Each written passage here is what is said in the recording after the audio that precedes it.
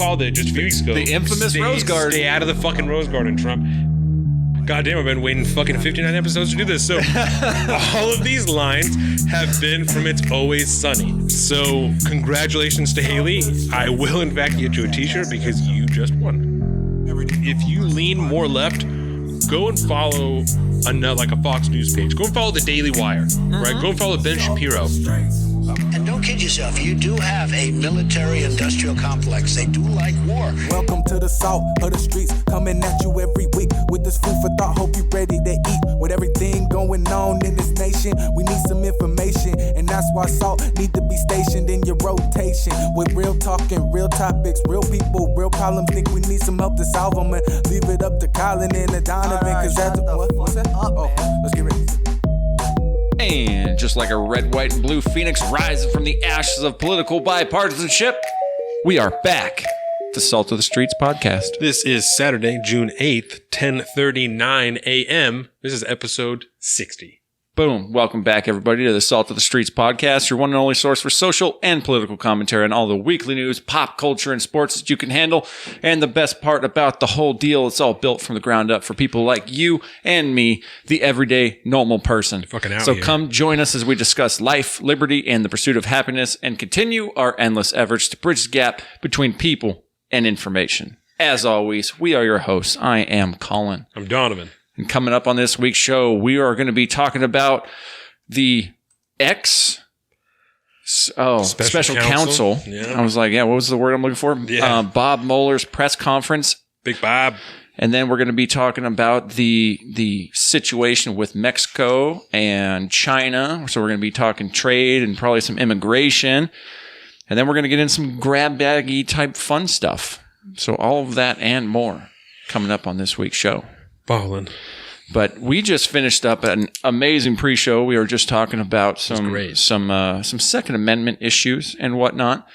And so if you haven't heard that, make sure to jump over to the pre-show, check that out, because there was a point I wanted to make there. You can find you can find the pre-show on anywhere you listen to podcasts. That's right. SoundCloud, any of that. We also do a live stream on our Facebook at Salt of the Streets. You can find everything at saltofthestreets.com, YouTube at Salt of the Streets, personal social medias, you know what I'm saying? Salt of the Street on Twitter, and Alpaca_Don on Instagram. He's at Big Bird Offie on both of those things. That's it. Saltofthestreets.com. So pre-show. Hit it. What was that? Pre-show? I don't know. Yeah, pre-show. Yeah. So we were talking about you getting your concealed carry permit. It is not news to everybody. We've talked about this before. For almost a month now, we've talked about this. This might actually be 1 month since I first said we went and applied for our concealed pistol license. Like, I think it's taken officially 4 weeks to do that. So our weekly timelines are obviously done in chapters. Yeah. Because we have major events that happen every single week. But there was a point I wanted to make, because your father-in-law, right, had made a point publicly on Facebook and questioning some things. So we're not going to rehash that. So go back to the pre-show and listen to it. Pre-show. But correct me if I'm wrong. He lives in Japan now, right? Currently, yes. So I'm wondering how much him living in Japan, because when it comes to gun laws, Japan is about as strict as super strict anywhere, right? And so I wonder if he's living through things in that society that makes him question the validity of maybe an old opinion he used to have, because he was a very, very active military member and stuff like that. And so it was something that came up in my mind, and I forgot to bring it up. No, that's fine. And what I would say is after, because like he texted both me and Jordan after he's like, a while after he said that, and was like, I'm sorry, I shouldn't have, whatever. Like, it's just my own personal opinion and blah, blah, blah. And so we talked about it. Jordan and I, we were fucking up at 4:00 this morning because Dax is an asshole. And so we were talking about it, and she said that he's always been that way. That even when, because he was in the reserves for the last couple of years of his service, and then said even when he was active duty or whatever, like he's always felt that way. That it's not something like that was a tool for his job, and then it belonged in his job because that's what he was doing, and then it wasn't something that people needed to have at home. And without putting too much of his own personal history on blast, like he came, he's from Michigan, so he from like rural, urban-ish Michigan, like kind of in between the two. So he grew up around a lot of people who were but not in a good way suburban. You know what I'm saying? And so, I mean, he definitely didn't live like, from what I understand, like in the fucking projects, but knew a very colorful scheme of people growing up. And so he, knew a lot of people who had farms that maybe shouldn't have and didn't maybe use them correctly. And, like I said, he's also been in the military for a long time. So I'm sure he knows a lot of people who have lost their lives that way. And I don't, like I said, I'm not trying to put on blast. And that's enough to completely shape your life view on some of that stuff. So I do not by any means discount his opinion on that, because I think it's totally valid, right? But only because it was in regards to something that I did personally did I express my own opinion that way and take it that way. Because, you know what I'm saying? Which I will say, I think you did a very nice job. Thank you. Because I didn't, like I said, I didn't want to be disrespectful. I didn't want anything. But it's not a conversation that he's had with us about, like, well, why did you do that?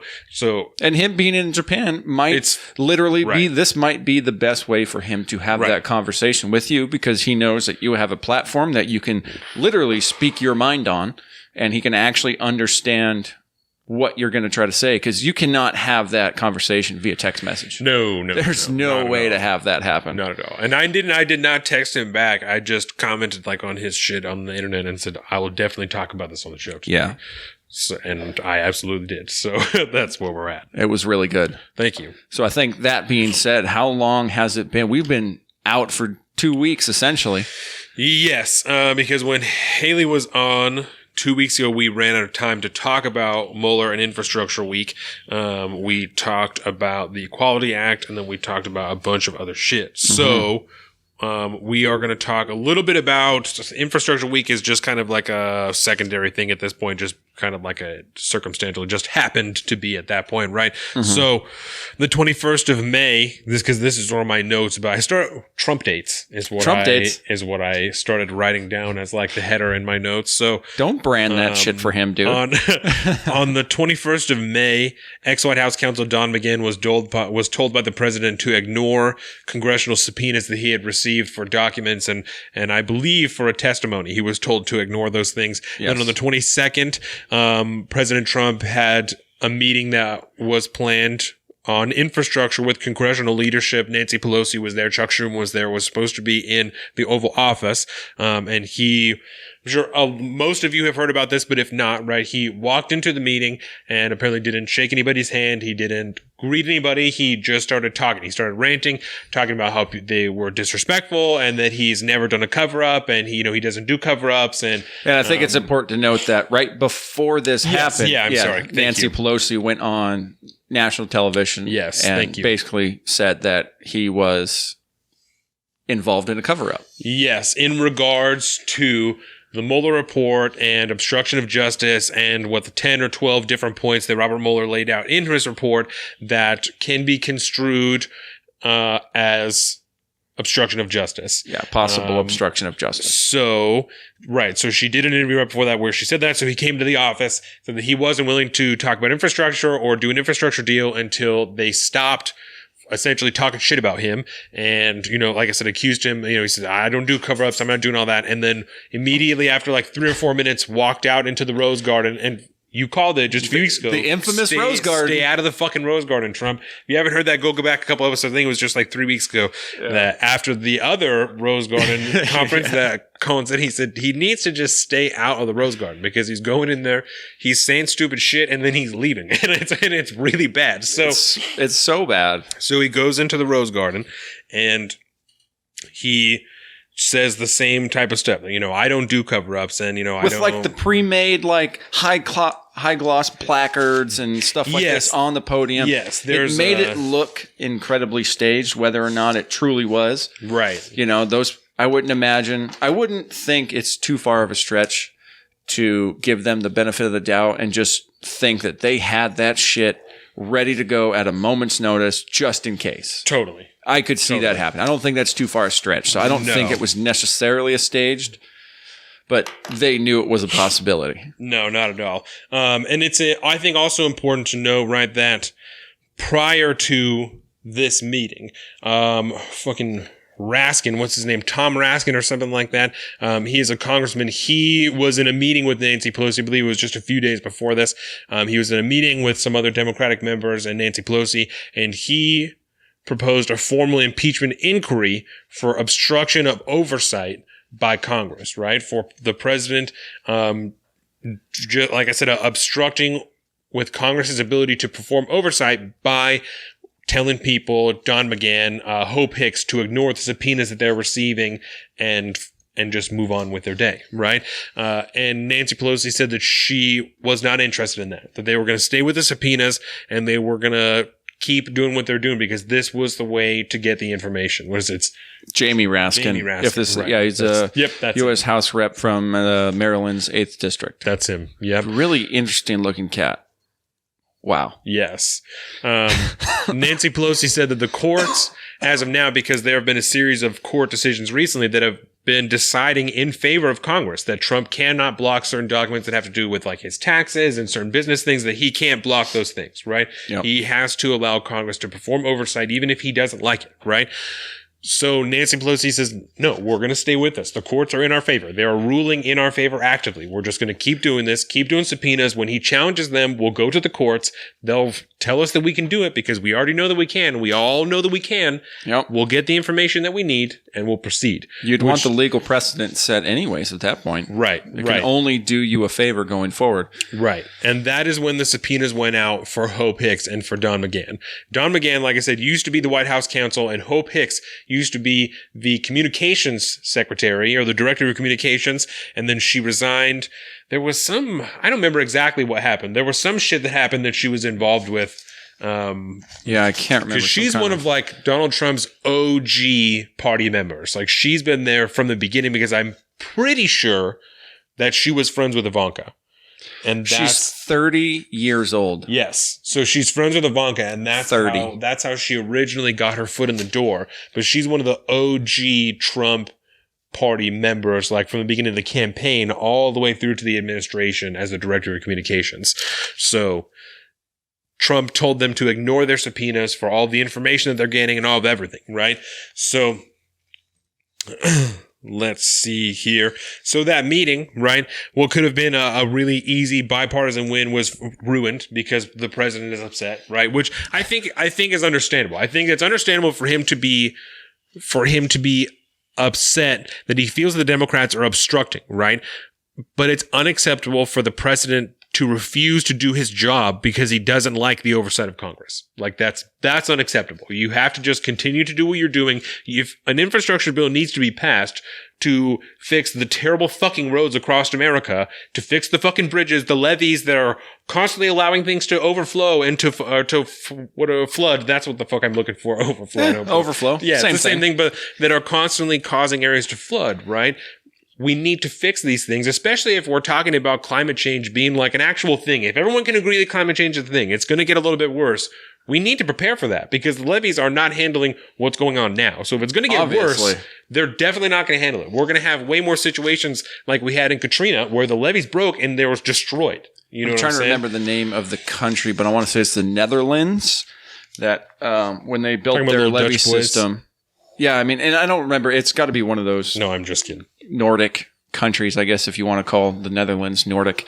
But I mean, they have an incredibly low area and they have massive levees. But what they did is they built their levees to what we call in like my industry, we have certain levels of storm preparedness, right? Yeah. We have a 10-year event. We have a 100-year event. We have a 1,000-year event.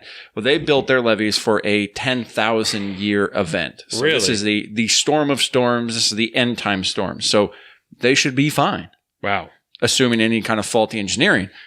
Not so much the case in the levee system we have, especially down on the Gulf. Right. Not right. the same. So it is obvious and apparent to everybody, especially the leadership in in the legislative and the executive branches in America, that something needs to be done in regards to infrastructure. Yeah. It also would put a bunch of fucking money into the economy and because they're going to give jobs to a shitload of people. You know, even in just in the way of people being given contracts, they're going to have to hire at least more temporary workers. Oh, hell yeah. To get all this shit done. You know, that's going to be the bee's knees. That is where you're making your fucking money, because you have people who are making good money, getting that good money, pumping it right back into the economy. You know, dude, government contracts are so fat. That's what I'm saying. They might be doing menial bullshit work right now because there's not enough work in their area. You know, there's some states, and I don't want to misquote you, but I remember hearing stories a while ago of some states that are having to pull mason workers and shit from other states because there's not enough craftsmen in their area and skilled workers to do whatever jobs they're looking for. You know? I have no idea whether or not that's true, but it makes a whole lot of sense when you look at the state of just trades in the country. Yeah, and I don't, like I said, I don't know. We do that with firefighters and, you know, linemen when they have a massive storm. You know, you have, you know, linemen, which are the people that work on the, you know, the high voltage power lines and stuff. They will go 4 or 5 states over sometimes to go assist in getting another state back up and running after a major storm. It happens all the time. And this same thing is happening with skilled trade workers. Not only does it, you know, it takes them out of that state as well and puts that state that they're being taken out of at a disadvantage because they now have less skilled labor workers to do those type of jobs. You know, they have less carpenters, less masons, all that shit that you need to build houses, to build structures. Which is why you don't need to go to college. No, just learn shit. Side note. Learn shit from people like this guy right here. Just, so, you know what I'm saying? Before we get too much further, I wanted to ask you a question about something that how all this went down, right? And I see it happening more and more every day, and it drives me insane. When every single article out there says that President Trump was supposed to meet with congressional leadership. Yes. We're not talking about we're talking about opposition leadership. Democratic congressional and so leadership. Chuck Schumer and Nancy Pelosi are the two people we're talking about right now. Mitch McConnell's still kicking it in the Senate. Why is Mitch McConnell not present at that meeting to represent the Senate majority? Yeah. Majority. Maybe if the turtle says it himself. If Cocaine Mitch says majority, I am on it. But I mean, that's the way it should work, because even in that situation, Cocaine Mitch could have sat there and been like, you know, that aside, we should probably still sit down and talk about this, Mr. President. Maybe he could have prevented the fucking temper tantrum from getting out of control. Yeah. Maybe. But if Schumer's there, he wants him to do that just as much as Nancy Pelosi does. No, and I think that that's a good point. And I think it's probably because Mitch McConnell has placed himself in a position politically where he'll just pass whatever the fuck he thinks the president will sign, you know? Except for tariffs, which we'll talk later. Yes, except for tariffs on Mexico. But as far as legislation, you know, he's made it apparent that anything that he thinks Trump will sign is what he is willing to pass. Because he just wants it. He wants to have that record. Exactly. He's not going to put it up on the floor for a vote if he thinks it's not going to pass, because you're right, because he doesn't want to soil his record that he has sitting there. He wants it to look like, and for it to be, that he is passing legislation and not putting shit up that no one wants to hear, right? Because at the end of the day, if the Republicans want to put something up and they have everyone in the party who's going to do it, then it's going to happen. You know what I'm saying? It's done already. So that's the thing that I think is a really great point. And I think that that's what it is that he's going to do whatever the president's going to do. So whatever is going to work. But I do agree that it seems like it might behoove them for, you know, the Republicans to have Mitch McConnell in the room to try and still have, you know, scrape something together to at least get an idea. I mean, I get what the end goal is, but it's not good politics. For one. It's just not. But so, like I said, he was out in the Rose Garden. He said, "I don't do cover ups. I don't do a lot of stuff." And this is just a light point. But Stormy Daniels. Yeah, we did in fact see him pay $130,000 to Stormy Daniels. Oh, did you have that ready? Yes, to hide the fact that he had sex with her while his wife was pregnant. I definitely don't do cover ups. but he doesn't do cover-up stories. So, and that's just a side note, but I think that, you know, and we don't keep count, obviously. The Washington Post does, and it's something over 10,000, but we just kind of like to make notes of really big, obvious lies that the president says, because we think that it's important to know when your leadership is not being honest. You know, people say things all the time that can be interpreted different ways, and I'm a politician, and this, and blah, blah, blah, blah. You know, the things that we talk about are real bold-faced fucking lies that we have reported, talked about, commentated on in the past that we know are not true. We know that that's not true. We've seen checks with your name on them that you gave to Michael Cohen that not that long ago that he passed through that LLC and then paid to Stormy Daniels. Like, we've seen those things, so we know that that's not the case. But again, when we talked about that, we said that's like a personal deal. You know, it's not illegal. It's not whatever. It's a lie, but it's not illegal. It's just a shady, shitty personal thing that he did. Just add it on the pile. Yes. And then on the 29th of May, right? Woo! Robert Mueller, the ex-special counsel, as Offie said before, made his first public appearance and statement. Well, his first public statement since the beginning of the special investigation, right? He said that the office of the special counsel was closing and that Robert Mueller would be resigning as a special counsel, right? Which is obviously if they're going to be closing the office. Excuse me. He said that he did not intend to testify and that the report was his testimony, right? Which is important to know that does not stop a congressional subpoena. If Congress wants to hear from him, they can in fact subpoena him and they can bring his ass in. However, well, I guess if he's a private citizen, then Trump can't tell him what to do, right? He can go in there. If he was still an employee of the Department of Justice, which he was when he was special counsel, then President Trump does have the ability to claim executive privilege and tell him not to testify, right? Or not executive privilege, but to tell him not to testify because he's the head of the executive branch, right? Yes, I don't know if it would really work like that. Or is that still up for debate? I believe that when he was still part of the Department of Justice, because the Department of Justice is under the purview of the president. Like, I understand he can tell Robert Mueller not to testify when he's still the special counsel. But now that he's a private citizen doing whatever he wants, if he gets subpoenaed by Congress, he's going to go and testify, even though he said, you know, if I do get called in, I don't have anything else to say besides what's already in this report. But I believe that is what the understanding was, that if he were to be tested or if he were to be subpoenaed at the time, then the president could have told him not to do it.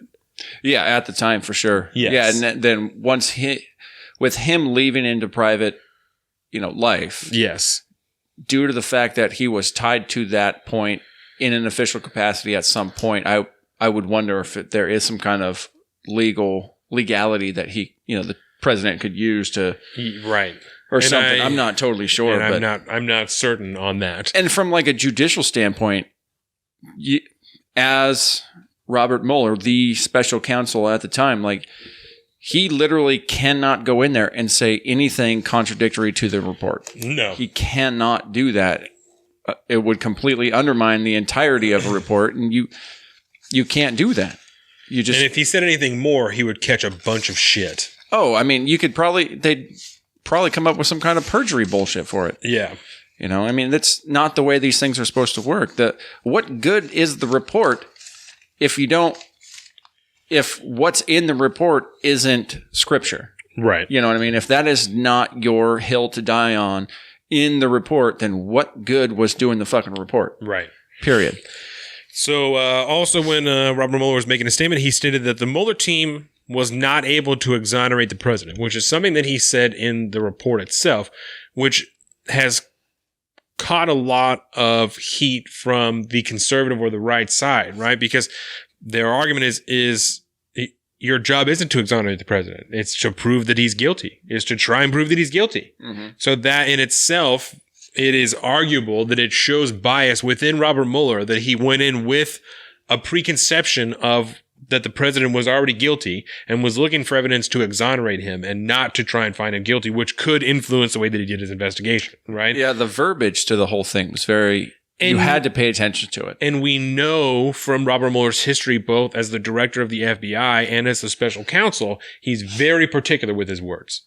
very, very particular with his words. He was a man of the law for like 20 years or something like that, you know? Yeah, federal prosecutor. Exactly. He's a lawyer. He knows how important phrasing is. You know what I'm saying? He knows how important phrasing is. So it's hard to argue that the words that he uses, the actual rhetoric, isn't important, right? Because, like I said, we know exactly we know that he knows exactly what he's saying when he says it. You should assume that what he's saying was intended to be said. Exactly. He emphasized the words like not or did not or did, or, you know, he emphasized those words very, very particularly, right, for good reason.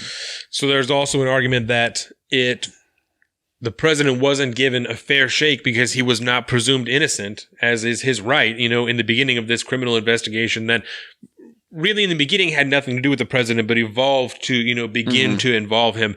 And so at that time, you know, there's an argument that he was not, like I said, was not given a fair shake, because under the law, you are supposed to be assumed innocent until you're proven guilty. Yep.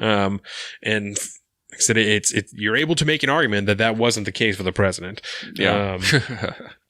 And as far as, let's see, he also stated that he knew when he started as a special, Robert Mueller stated that he knew when he started as a special counsel that Trump would not be able to be charged because of the precedent that exists within the DOJ, the Department of Justice, that a sitting president cannot be charged with a crime, right? And that's that opinion from the Office of Judicial Counsel. The Office of Legal Counsel. Legal Counsel, yeah. And so that again sparks a whole argument of, if you knew from the beginning that you weren't going to be able to charge him, then why were you investigating to begin with, right? And I think that the counter argument to that is that from what I understand, his job from the beginning was to gather the evidence.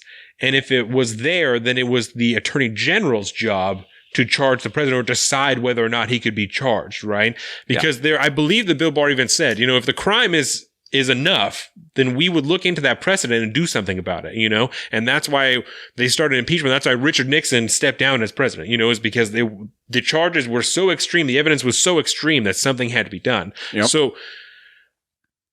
So I don't know that argument really holds weight. You know, because it's Robert Mueller's job, would have been Robert Mueller's job to recommend charges, but not to have charged the president. He doesn't have that power. He's just a special investigator. You know what I'm saying? Certainly he would have been the lawyer that argued the case in front of the Senate, right? But he's not the one that would have handed down charges. He would have recommended charges. It would have been up to the attorney general to decide whether or not they could go overrule that precedent so as to charge the president with crimes, right? And in his own words, he said, the introduction of Volume 2 of our report explains that decision. It explains that under long-standing department policy, a president cannot be charged with a federal crime while he is in office. That is unconstitutional.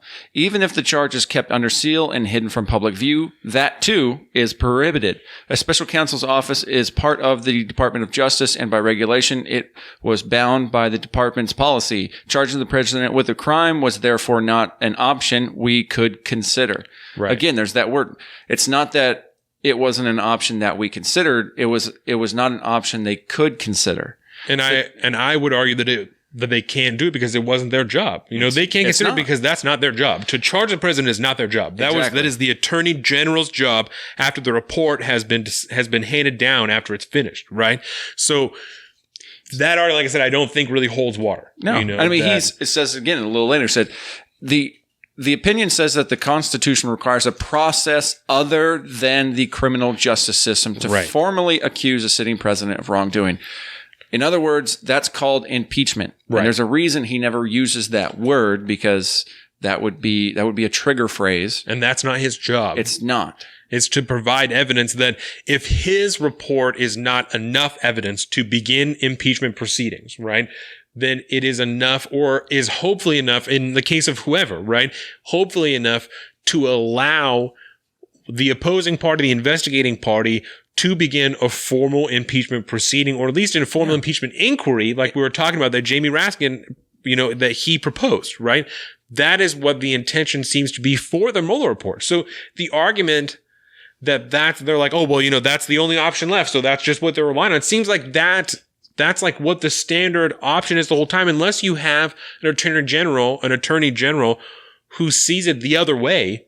That's the only way that it's going to be done. And we knew from the beginning that whether it's Jeff Sessions who recused himself, whether it's Rod Rosenstein who took over, or whether it's Bill Barr, we knew that none of these people were going to allow charges to be recommended towards the president because they were going to follow the precedent from the DOJ. Yep. We knew that.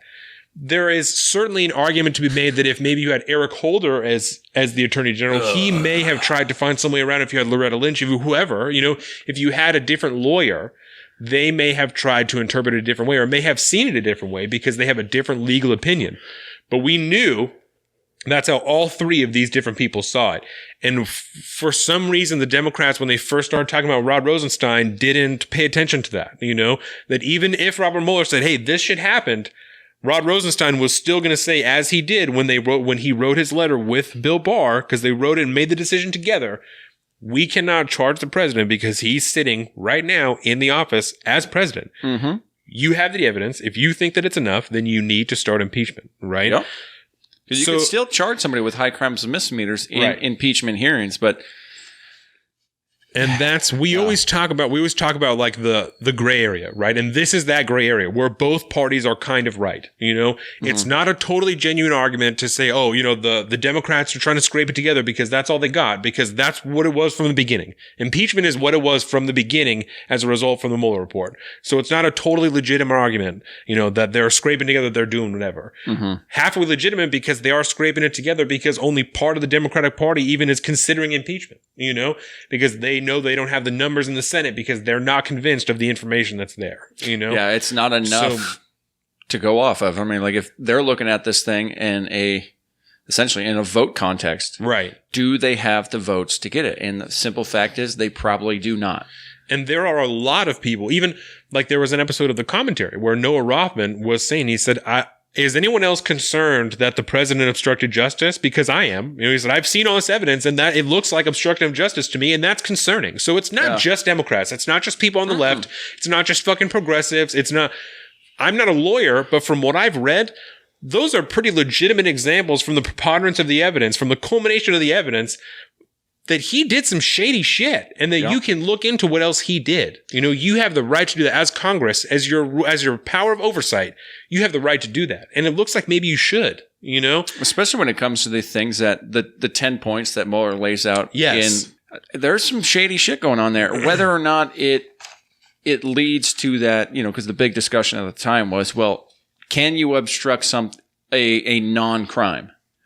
And I think depending on how the statutes are written and everything, you are obstructing an investigation into whether or not there was a crime. Right. Even if there wasn't a crime, it still seems really shady. And that is an argument that, like I said, some lawyers, some legal scholars, some whoever, are making that the intent and the act of obstruction or an attempted obstruction is the crime, like you said, of trying to obstruct this investigation is in itself a crime, right? If I don't quite know if that's the case. Unfortunately, I'm not a legal scholar. I know, and I don't, right. But it still seems shady. But I know the argument can be made. I know that the legal argument can be made because I've heard enough people talk about it. Even if it's from Amy Klobuchar to fucking Noah Rothman. I've heard both of these people and several people in between say that there is a legal argument to be made for that. Mm-hmm. So whether or not it's the dominant legal argument or whatever, if you have a lawyer, if you have what's Johnny Cochran, is that was Johnny Cochran. If you got a Johnny Cochran in there, he might be able to win that shit, because if you have a good enough lawyer. Is that the old, if the glove don't fit, you must quit? You know what I'm saying? And then OJ still goes to jail. So I know the argument can be made.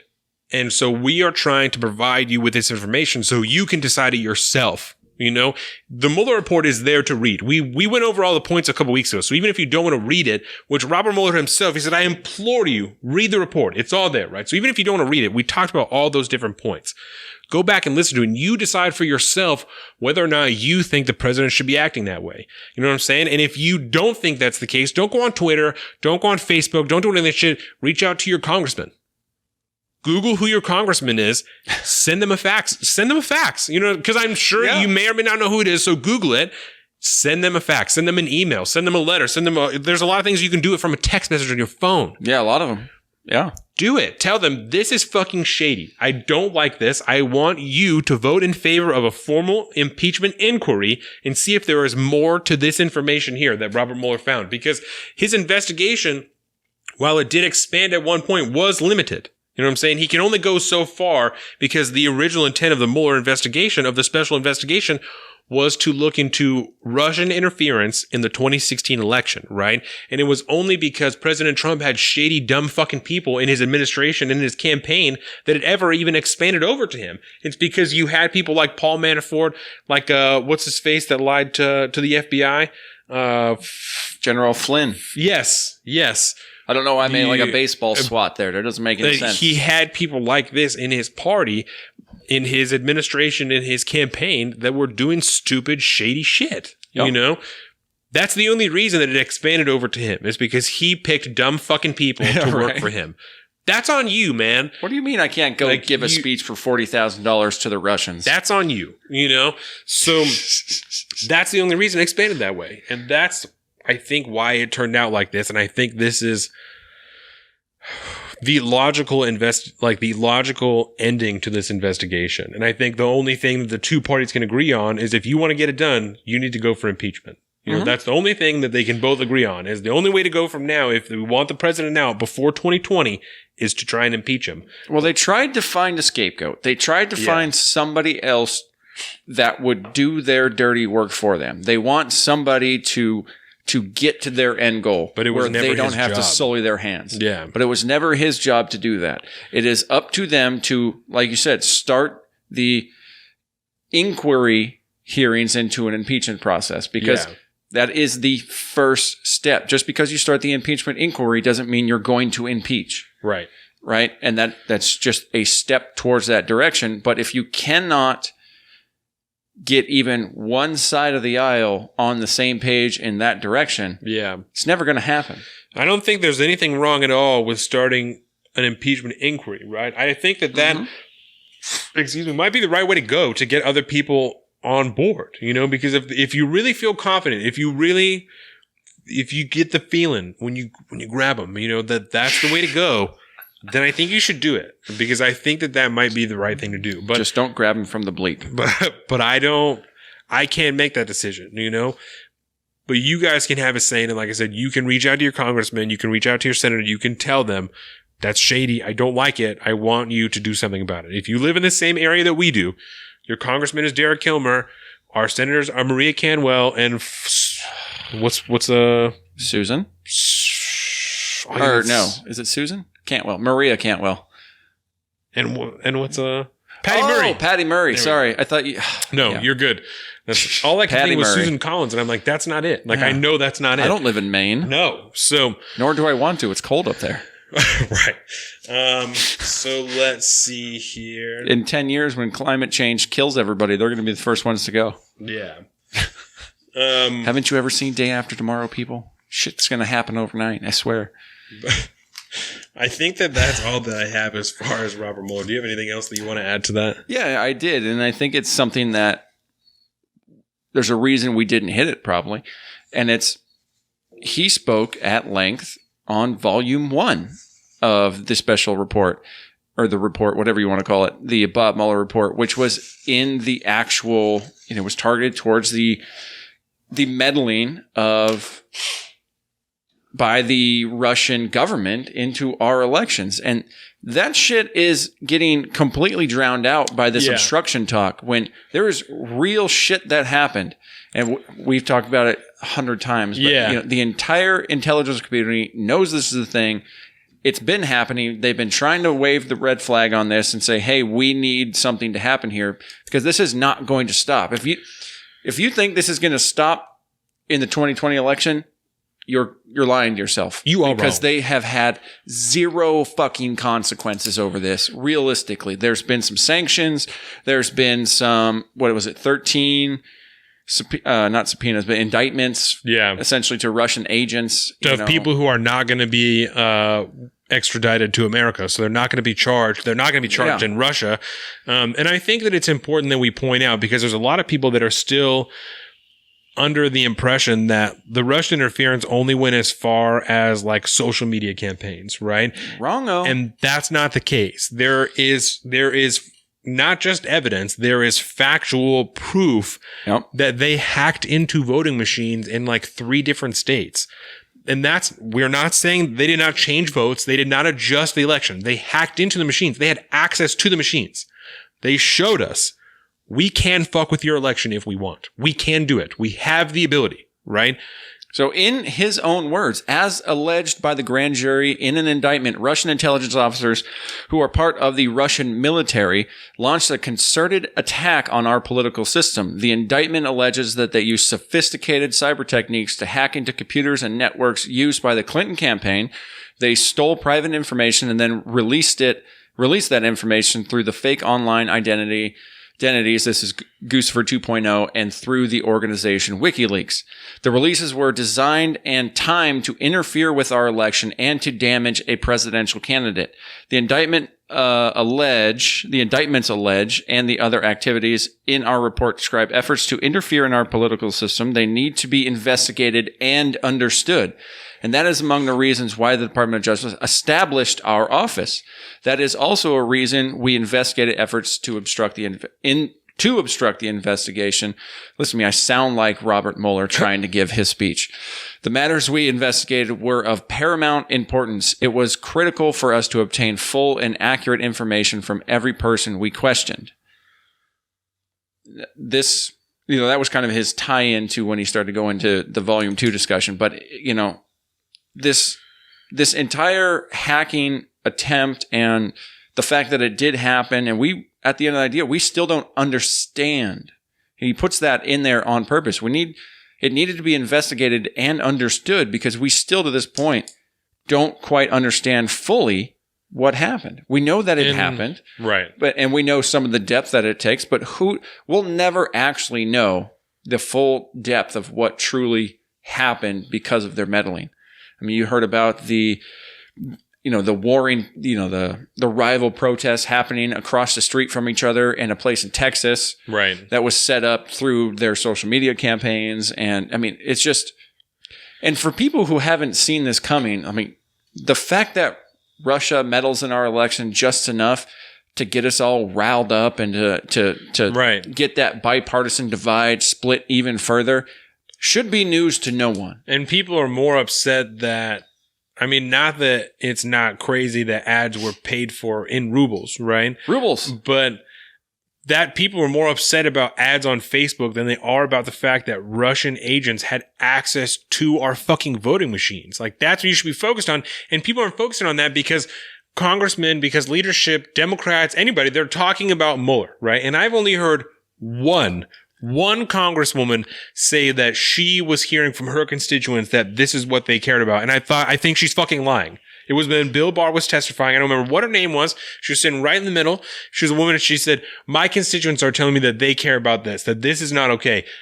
I think you're fucking lying because every fucking Pew poll that I've read, everything is saying that America doesn't give a fuck about this Mueller investigation. They don't give a shit. It's over, because there's bigger things going on. There are people who they didn't have the tax code explained well enough to them, so they got fucked when they filed their taxes. And they're like, what happened? What happened is if you're going to get more money back, you have to adjust what's taken out every week, or else you're going to get fucked when you file your taxes. If you're thinking about it, you would know that. I didn't think about it. I lucked out, right? Didn't think about it until after I filed my taxes and I heard about everyone getting pissed off. And I was like, oh my God, of course that makes sense. Yeah. If you're getting more every week, you have to have more taken out. You know what I'm saying? That wasn't explained to you. They just said, no, simpler. It's going to be easier and you're going to have more money every week, you know? The big point that should have caught everybody's attention was when I can't remember the acronym of the office, but the fucking budget office. Oh, the Congressional Budget Office? Something like, yeah. The CBO. Yeah. Where they put out a report on any bill saying, okay, this is going to increase spending, this is going to decrease spending, this is spending neutral. When a tax proposal comes out that is essentially spending neutral, that means the money that the government is intaking does not change. But when you hear them talk about you're going to get reducing the deductibles, right? And then you're going to get more in your check every year, every month, every week, whenever increasing you get a paycheck. the standard deductions. Yeah, like that kind of stuff. It all works itself out kind of in the wash, but at the end of the day, you may be bringing more home as long as you're not banking on things like those deductions that no longer exist. And it takes some effort on your part. You can't just trust people when they say, yeah, we're going to lower taxes. Everybody gets a tax break. Right. They do if you pay attention and you know what to do about it. But if you don't, you could shoot yourself in the foot. Yeah. But that just, again, it just goes to how complicated everything at the federal level is and why you shouldn't be trying to solve all the world's fucking problems from that level. Well, and I think that like my larger point, I think, was that it shows a huge lack of correct focus on the people that we have in the Capitol. You know, that you are choosing and electing leadership that their focus is on. Not to say that the obstruction is not a big deal. I think that it is a big deal, but that is going to happen whether or not we are talking about it, because all this would have gone on. Robert Mueller would have finished this investigation the exact same way, whether we didn't know anything about it at all. It still would have happened the exact same way. Even if we weren't talking about it, the same things still apply. Everything is still wrong. Everything is still fucked up. The people in the Capitol who care about it will still care about it. The problem is that you are electing leadership who are not focusing you on the right things. They are not telling you, yes, this is a big deal, but let the lawyers handle that, because what we need to focus on is the fact that someone got into your voting machines. Someone is accessing your election system. They are fucking with your government worse than your elected officials are. Another fucking country is fucking with your election. You have to care about this. You have to. Yep. Like, this is a huge deal. That's a way bigger deal than Mueller, than Stormy Daniels, than any of this shit. Someone is fucking with the election of the greatest democratic republic the world has ever seen. That's your power, is your vote, and someone is fucking with it to fuck with you, and you care about fucking Facebook ads. Take another 2 seconds. Make sure that you see where this is coming from, that it's not some bullshit Russian website. Get your news from a good fucking source. Make sure that you're not posting an article that's from the fucking Onion. Do your job. Do your job as an informed citizen to look at what you're reading. Find out. Make sure the article you're posting isn't from 10 fucking years ago. Make sure it's relevant.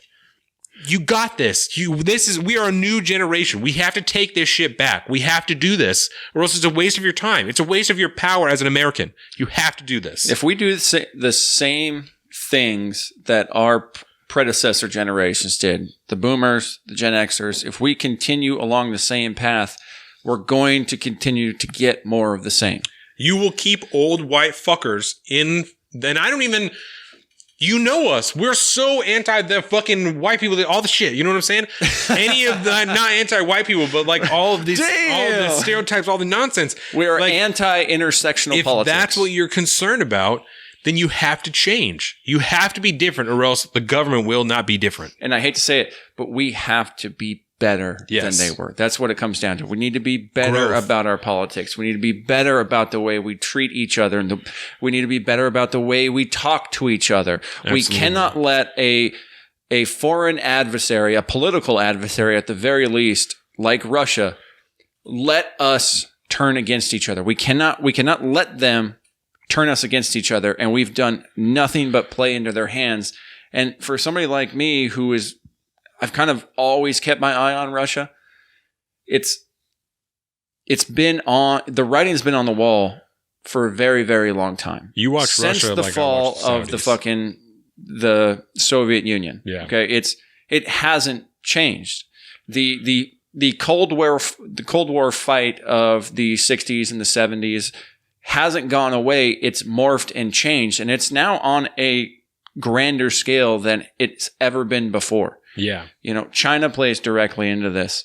You know, Russia, of course, you know, the Ukraine, everything. You know, there's bigger geopolitical implications at play here than just whether or not Russia tried to get, quote unquote, Trump elected, or tried to make sure Hillary Clinton did not elected. That's a small grain such a tiny, of sand, insignificant portion of exactly. This.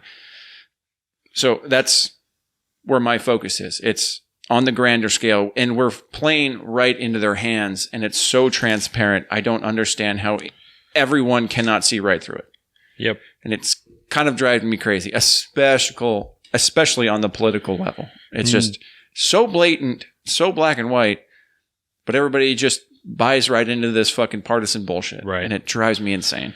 And you guys got this. You just have to adjust who you're following, what websites you're going after. If you lean more left, go and follow like a Fox News page. Go and follow the Daily Wire, right? Go and follow Ben Shapiro, right?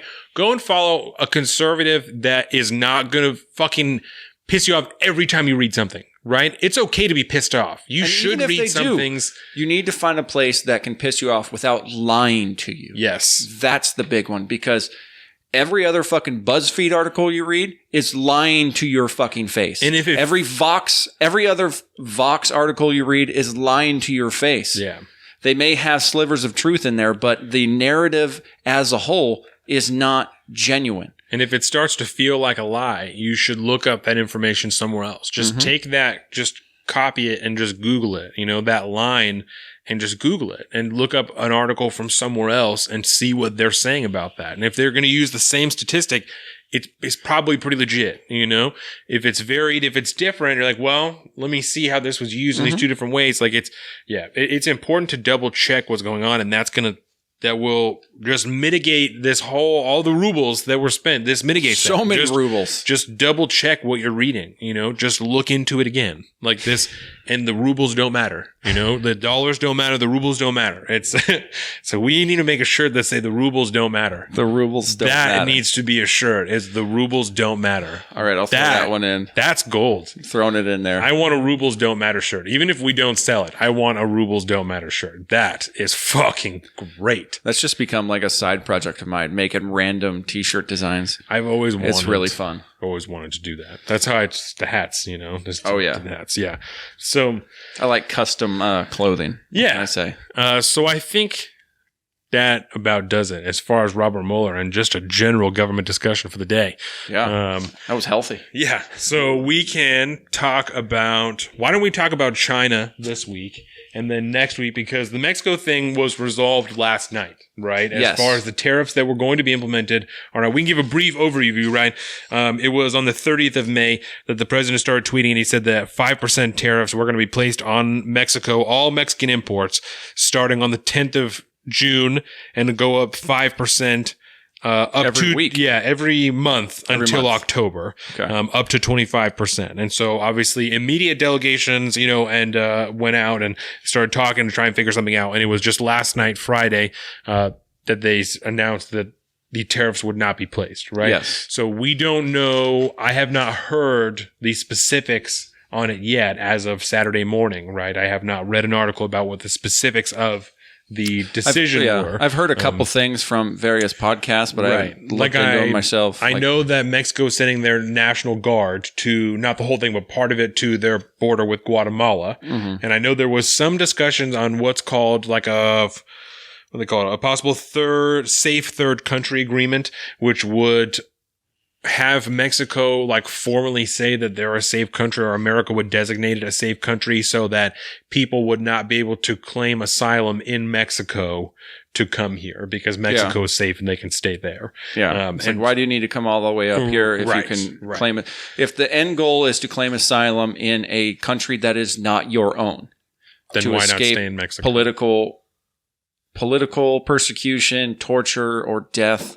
Forget the exact verbiage of it, but why does that solely have to be done in America? Right. And I understand the question, and I also understand the people that talk about it as kind of a cop-out of just saying, well, we don't want to take any more asylum seekers, because there's probably truth to both arguments there. Yeah. But, and that kind of goes to a couple weeks ago. Remember, I asked you, like, where does America's responsibility lie as far as people coming here? As far as legal immigration, illegal immigration, as far as asylum seekers, refugees, like, where does our responsibility stop? Where is the line at? So maybe we'll think about that hard this week, and we'll come back to it next week when we have some more specifics on what the agreement is between Mexico and America. Sure. And then we can talk about, like I said, kind of immigration there in a little bit broader. There was a guy on Joe Rogan, I think, June 5th. Naval Ravikant, and he's like a entrepreneur and a big techie guy. He's a really successful, millionaire, but he's also a guy that kind of looks towards the future a lot and has some things. And he talked a little bit about, alternative systems and new kind of ideas to kind of maybe help mitigate some of that kind of stuff. And, he threw an idea about essentially have American recruitment teams at U.S. embassies abroad, and you're out there, you're trying to find the most brilliant people, the most skilled people, the people that the country truly, truly wants and needs to really push our innovation through to the next generation, and go out and be like, hey, you know what you should do, man? Here's a fucking green card. You should come up to America. You should move your family up there. You should start a life up there, and you can really, really come into your own, and you can do better for yourself and your family, and you can become an American. You can boost everybody around you, and essentially, yeah, like I said, just go out, recruit people. That's really interesting podcast. Highly recommend it because he talks about a lot of different systems going on right now. So I'll listen to that this week. Yeah, it's a good one. And we'll talk about Mexico and American immigration next week. I like it. That. We're on kind of a time crunch here today. Yes. As I talked about in the pre-show, and as I'm talking about now, we were going to go shooting yesterday, and the range by our house closes at 4. So we have to go kind of early. So we are doing our early morning podcast this week so that I can be home by 1. I love drinking beers by 9:30. Yeah, yes. So that I can be leaving my house by 2 so I can get a good couple hours in on the range. Definitely. I ended up buying a Glock 20. I feel comfortable saying it's Gen 4. Know what I'm saying? It is a beautiful piece of machinery. Yes. Yeah. High tech, too. I liked it a lot. And to speak again to the safekeeping, right? That when you were at my house yesterday, it was still in the fucking box. It wasn't, I didn't carry it out with a loaded mag just because I have my fucking CPL. I haven't shot it. I'm not going to. I'm not keeping that shit hot yet. I loaded a magazine last night and put it in there to feel how heavy it was with the loaded magazine because it's 15 plus 1. So it's a fucking big magazine in there. So I was it's a 10 millimeter, so it's kind of heavy anyway. Yeah. But I was interested on how heavy it was with a full magazine.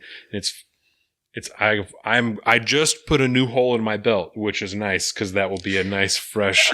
And the holster that I got, the We the People one, is really nice. I'll bring it next week. I'm excited.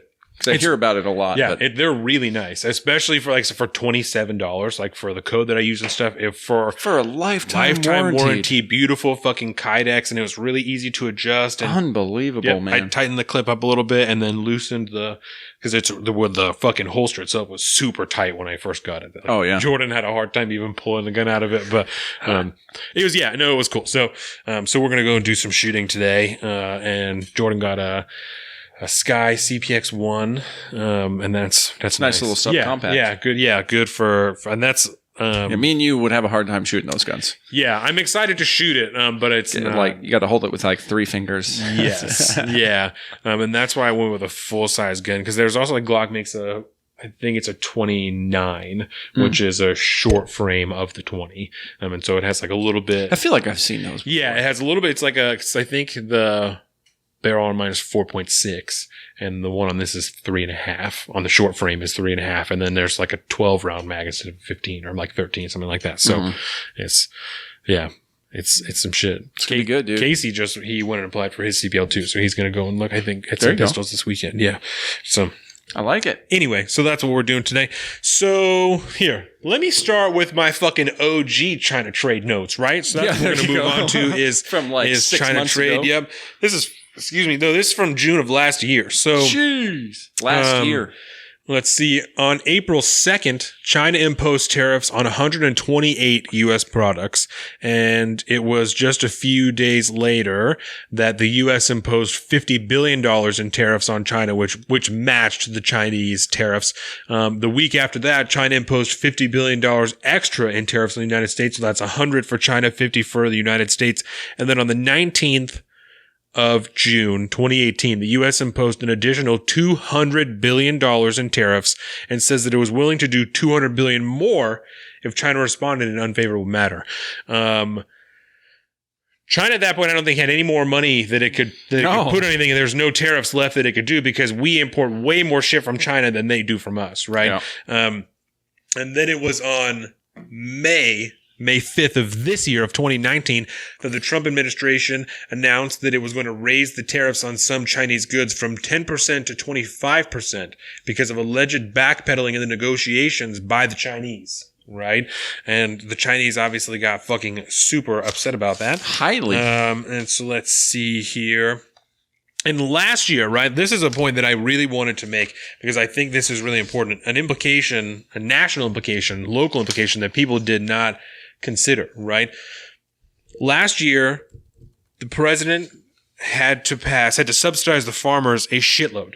A shitload. Because the Chinese import an immense amount of farm products from America, as far as soybeans especially, but pork and all kinds of different agricultural products that they import from America, right? So the farm bill last year was an $867 billion farm bill, which was that's not a stimulus package. It's just the farm bill in general that has to do with, everything, right?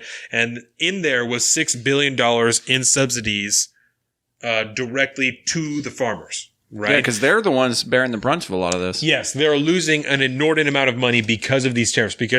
And I have here the margins those people work with are pretty fucking ridiculous. Anyways, soybean exports to China are down 94%. Yeah, since all of this started, and the exports from Minnesota to China specifically have gone down 25%. The pork industry lost $2 billion last year. Yep. The dairy farmers only received $127 million in aid, but they lost $1.5 billion. So after the farm bill passed, and like I said, there was $6 billion in subsidies that were given to the farmers. In as far as straight cash, they also had a bunch of their crops that were purchased. And then there was something else. There was another article I read last night because there's a three-tiered process that it's a Depression era program, a Jimmy Carter era program that the president is using. And the last time Jimmy Carter used this, we were storing millions of dollars of milk products and dairy products around the country in warehouses because we had the dairy industry ramp up production and the government was just buying all of their shit. Yep. That doesn't work when we do that here. So, no. So like I said, after the $6 billion in subsidies, there was an additional $6 that were placed because it wasn't enough in 2018. And even that $12 billion wasn't enough because now there's $15 billion being proposed that are going to be subsidized to the farmers in 2019. So that's really simple math, but $3 billion extra dollars, $3 billion with a B, extra dollars that have to be paid to farmers. And it's not like you just get them.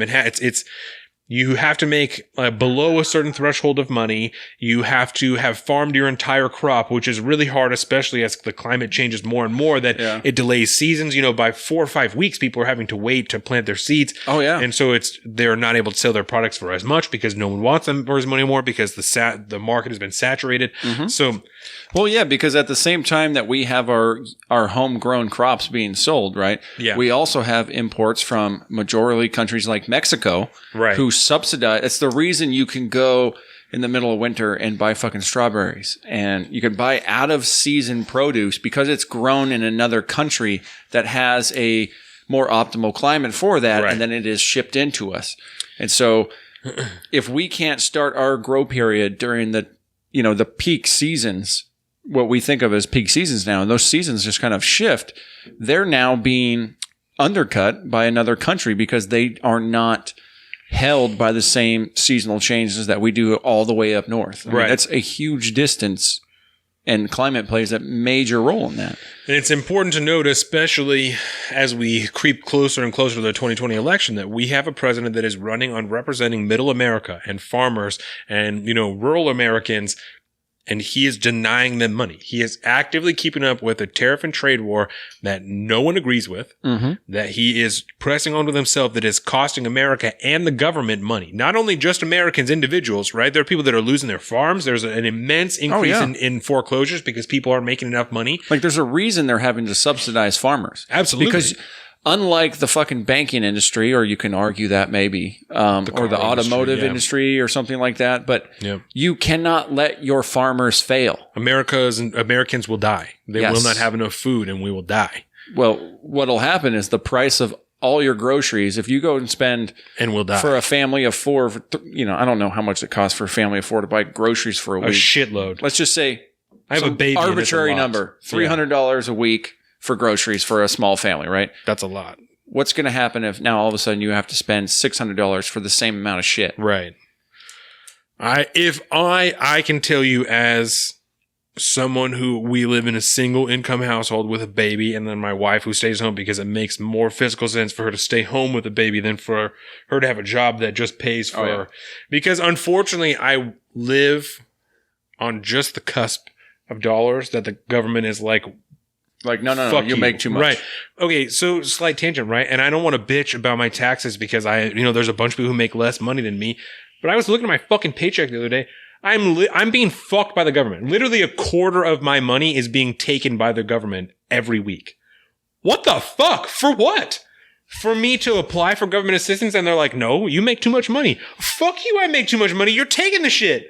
You're taking a quarter of it. A quarter of my money is going to the government.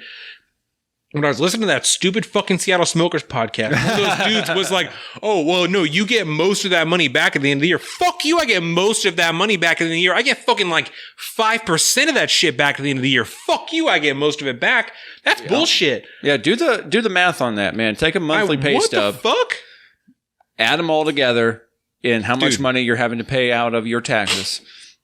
It's right there on your pay stub. And do the math, multiply that by 12, and you'll see roughly how much money in taxes you're paying every year. Right. Then take a look at that $500-$600 tax refund you got. And I don't make minimum wage, right? But I don't make an inordinate amount of money. Like, I'm not fucking rolling in cash. Like, that is not by any means the case, So I'm not trying to make it seem like I don't have 2 fucking pennies to rub together. Like I'm doing okay, but what the fuck? Like, I'm just speaking in general, because if I'm getting 25% taken out, what the shit? Yep. Like, what the fuck is going on here? And I even, after Dax was born, I even fucked with my deductions. So to maximize every week, and I'm still getting a quarter of my shit taken. And I'm like, what the fuck? Yep. That's crazy. That is crazy, dog. Baby. Yeah. I cannot believe that. I'm sure that part of it is because I work overtime, and I get fucked on overtime. But dude, a quarter of my dollars. What the shit? Well, if it makes you feel better, right? As a business owner like myself, I have a whole other set of tax rules that I have to operate under. You're taking more than a quarter of your shit. Yeah. So on top of my whatever the company decides my paycheck is, because we work under I work under an hourly rate. Right. You still get all your L&I, you get your Fed, you get all your taxes taken out, right? Plus, we have the State Paid Family Medical Leave Act. Before the national one happens, we have one in the state itself that's taking money. Yep. And so on top of that, right, every dollar in profit that my company makes, I have to pay 30% of that back to the Fed. And then split 30%. And then split it with it's not quite that high. And then split it with 4 other people. Well, it's the remaining. The way it happens is you get a check tax-free. Yeah. Based off of ownership and all this stuff. And then it's just up to you at the end of the year to be like, okay, well, you need to hold on to however much you need. And, some say it's about because you'll have to pay it. Because you got to pay that. That's fucked. 30%. Yeah. That's crazy. And then you think about countries like Sweden or Norway where it's like 50 to 60%, if not more, depending on where you're at or what you're doing. I mean, that's a shit ton of money. Dude. That's your money that you do not get to keep because you make too much.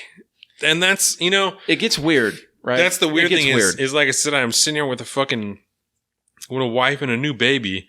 And like, if something were to happen and I were to be down on my luck, if one of us got hurt or some shit like that and we had to pay a fuckload of medical bills and I actually needed food stamps, I couldn't get it. They wouldn't give it to me. And that's fucked up. Like, that is fucked up. That you'd have to declare bankruptcy. That's what I'm like, I don't make that much money. Like, I know how much money I make. It's not that much. Like, it's a good amount, especially for the job that I'm in, but I don't make that much fucking money. Like, not enough that I should be denied fucking government assistance should I need it. Like, and this is considering the majority of your needs, like healthcare and things, are factored into that. Yes. Now imagine if you got paid that, but didn't also get healthcare coverage. We can't even get state insurance for Dax. Like, I don't, like, we didn't even, because they're at, slightly different thresholds. Like, I can't even get state insurance for my fucking kid. You got to pay for it. Or for my wife. Like, I got to pay for my kid and for my wife. And dude, to pay for both of them is absurd. It is like, You know, to have a kid is totally reasonable. It's a way better cost, but to have a kid and a wife on your insurance is dumb. Well, it's just That is fucking crazy. Yeah. And that's what it costs to take care of someone else. Isn't that crazy to think about? Yeah.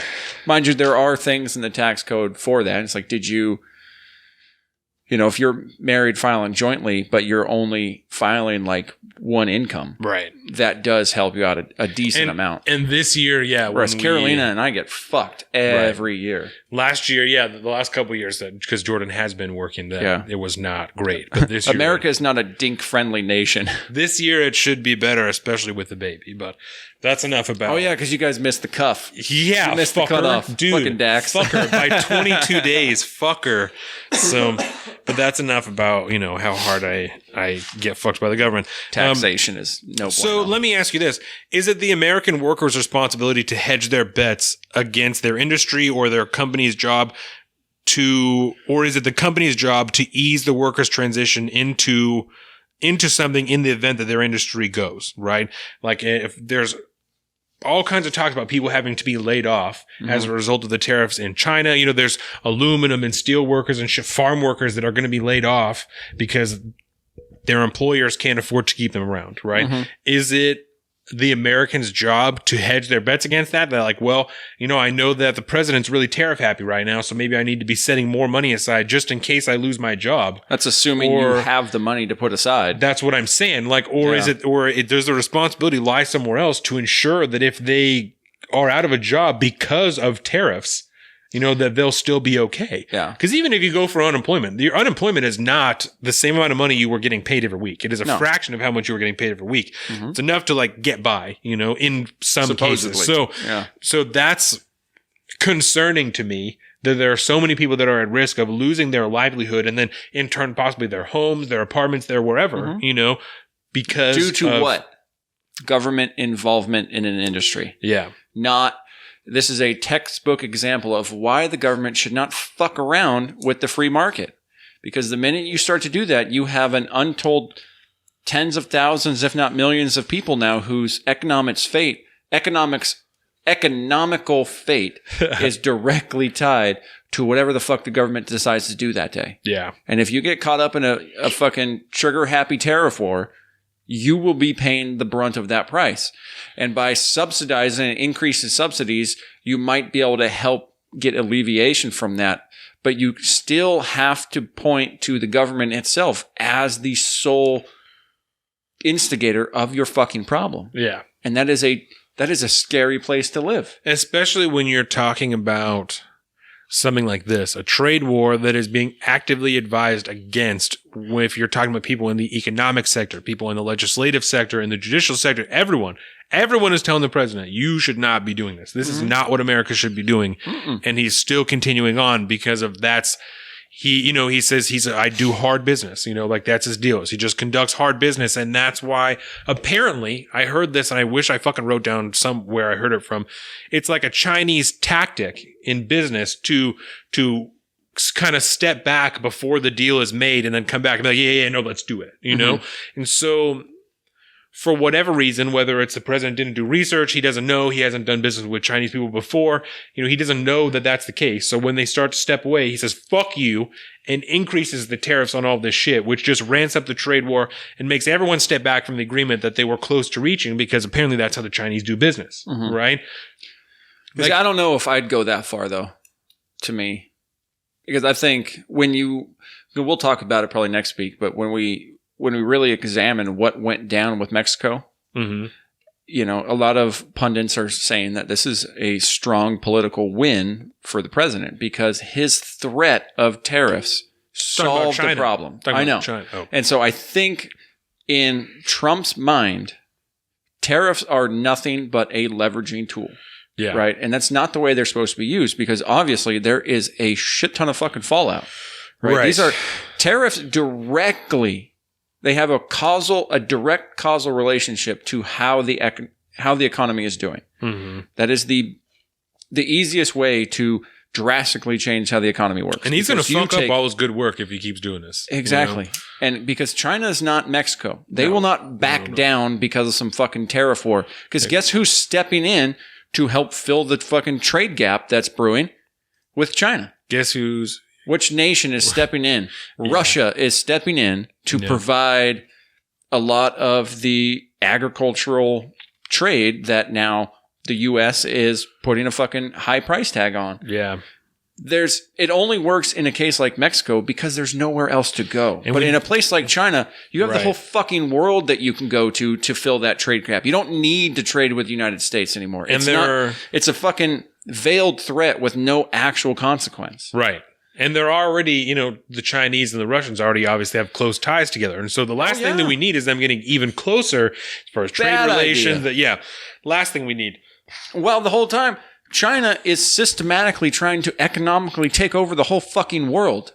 If you haven't paid attention to this, we've never really talked about it before. How much money does China have invested in America as far as money in our money, right? In our currency itself, as far as shit that they've purchased here. The banking industry? Yeah. Massive. Hugely invested in by China. And that's why we started writing articles about that years ago, that if the Chinese call in their debts, America is fucked. And that's very much the case, that the Chinese own a shitload of America, financially speaking. Like, that is... I literally left a bank once because the bank that I was attached to when I first started banking at, like 16 or whenever it was. Yeah. I walked away from that bank because a Chinese corporation had bought it out. And I'm not okay with... You were like, no, fuck that. That's called direct foreign investment. Yeah. It's not something that we should do because that gives another nation an economical hold on some form of the economy. That's why a balanced budget is important. Because if you, we have the, $3 trillion or whatever in national debt that's sitting there.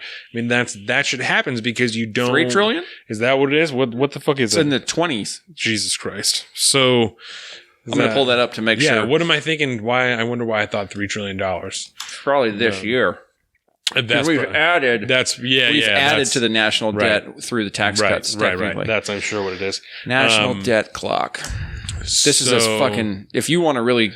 to watch it rack get up. Really, yeah, get really baked and then turn that on, you're going to lose your fucking mind. Right.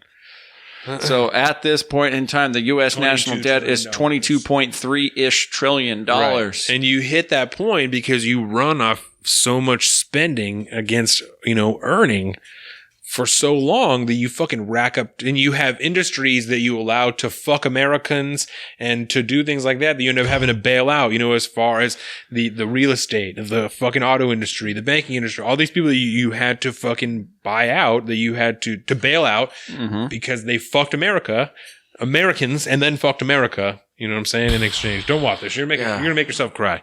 I was trying to find like the GDP versus, because it's not there, right. But and that's why there's such an easy argument to be made, not for slashing, but for cutting at least the increases in the defense budget. There's increases every year in the defense budget, and even if you're not talking about cutting it, let's stop adding more to it. Let's just keep it where it's at. Just stop spending more. Let's just hang out there for like 5-10 years. Stay here, right? Like even. That seems like it's a pretty easy middle ground to sit on, even if cutting 10% is a pretty easy discussion to have, I think. But to convince everyone across the board, like, let's just stop increasing it for a while. Like, let's just chill, let's not cut. Let's just sit here. Like, we're doing fine, we'll keep, instead of investing in new technologies, or not even new technologies, but more technologies, you know what I'm saying? Keep giving people raises, don't make quite as much shit. Or make the whole fucking government contract process a fair and transparent process. Yeah. And not get the stereotypical $5,000 hammer and the $10,000 toilet seat, which from a guy who had a lengthy military background is a very, very true situation. It happens a lot. Right. People gouge the U.S. government because they know they can. Because they know they'll pay it, yeah. It's pretty fucked up. Yeah. So what else is... I got another little anecdotal thing that's going on with China, too. Yeah, because I think that's where we're at as far as trade policy with China. That's the last thing that's taken into account, and like I said, I wanted to point out the implications on the agricultural industry, because I think that's something that a lot of people don't think about, that this money that's having to be spent extra to subsidize the agricultural industry is directly tied to the trade war and the tariffs that are going on with China. And maybe with Mexico, So, well, I only pointed out to Mexico. I think this is like Trump's tariff idea. The way he sees tariffs is I just mean if they're implemented, chip. then it will just negatively affect it even more. That's terrible. the only reason I say that. So that's Belt where we're and at. Road Initiative. I think that's what I'm thinking about for the where we're at Chinese with government. China. So we can move on to a little grab bag if you want. I have a really good one I want to ask you about, but you can go first. Okay, I got a great grab bag talk that ties to China. See it. Grab bag. So that's not it. There we go. Where's my Huawei? Ooh. So I think it was this week. No, this was back 2018, July 31st, 2018. But Huawei, the Chinese phone manufacturer, has replaced Apple as the world's number 2 smartphone vendor. And you can buy them in America now, right? I think it's still illegal. Or you can't buy them yet, or because I know that something was said that they're going to be able to start selling them here or something. Like I know. Yeah, I'm not totally sure to be honest, but that you start thinking about that, right? Mm-hmm. The number 2 cell phone, Chinese technology company. Wow, is a Chinese tech company, and knowing what we know about their technological espionage, their corporate espionage, and how they've gotten to where they are now. Which means stealing shit from corporations, stealing shit from companies and so not to interrupt you, but just to be clear that China is like the number 1 purveyor of corporate espionage. When people go and start businesses there, they make them show them their patents and stuff. The Chinese make copies of it and change it, tweak it, and start making their own shit of the exact same thing. Like that happens all the time. That's not a lie. That's not anything. That's other than a fact. That happens all the time. And unfortunately, this is how they've built their new nation. I think it's really important to remember when we're talking about China now.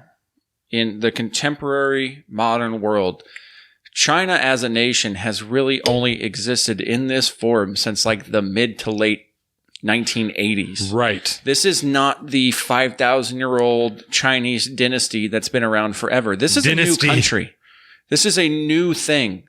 Dynasty? Did I say dynasty? Yeah. I think it works just fine. I just think that it's interesting the different ways that people pronounce shit. Yeah, right. Like advertisement and advertisement. I had a honors biology teacher who was from the UK. His name was Dr. Fowler. And he's aluminium, bananas and shit like Spells that. Spells color with a U. Yeah. It was pretty cool. He had a jackalope mounted on his wall, a jackalope. A rabbit, that's healthy. A rabbit with horns, Yeah. It's a real thing, people. I swear. That's it. When I was like 15, 16 at the time, and I was like, I didn't think that this existed. Like, what is this? I had to look it up. I was like, I don't understand. Like, I didn't think this was real. And it's not. It's not. It's not. But it was funny to see. It certainly was. In a biology classroom, I think he liked that a lot. Yeah, right. That's just so funny. Yeah. There was one other little point I wanted to make earlier with China, and that's that. Tell me. After the recent kind of bad mouthing from Secretary of State Mike Pompeo, Beijing has advised its citizens to not visit or study in the United States anymore. Yep. So this is growing right into something weird. And that's because, as we talked about, the Chinese don't have any more tariffs to place on America. They're like tapped out. But the one thing they can do is they can affect the tourism industry. There is a fuckload of people that come here from China to visit, to go to school here, to do all that shit. And if they start telling people not to go, we're going to lose a bunch of money in tourism. And tourism is free money, man. That's coming from other places. That's just coming to America and stimulating the economy and making people happy. That's bad. That's a bad look on America. That's going to put people out of business. I got to imagine it. I don't know fucking Seattle. There's a shitload of Chinese people in Seattle. Yeah. Seattle, California. But I got to imagine there's going to be a lot of small companies like the people who, bike people around in Seattle. What are those called? Oh, yeah, the little rickshaw bikes. Yeah, I got to imagine some of those dudes are going to go out of business. Half of their people stop going away, half their customers. Yeah, it depends on what the demographic is, but I would certainly not to be racist, but, I know that there's a shitload of Chinese tourism in Seattle. And I got to imagine if they stop going there, there's going to be a lot of small businesses that lose a bunch of money because of that. Got to be. And that's no good. Real shit. That Huawei thing. Huawei. And And just, again, this was something the guy talked about on that podcast with Rogan. Yeah. Dude, it's his perspective on China kind of terrified me a little bit. You know, it was a grim situation because there's so many undetermined factors of what's going on. The fact that they're now spreading out their web and doing massive infrastructure projects all around, you know, the continental Europe. Right. And trying to invest in America too. Yeah. And it's, I mean, whoever controls the world economy here in the future controls they have all the power.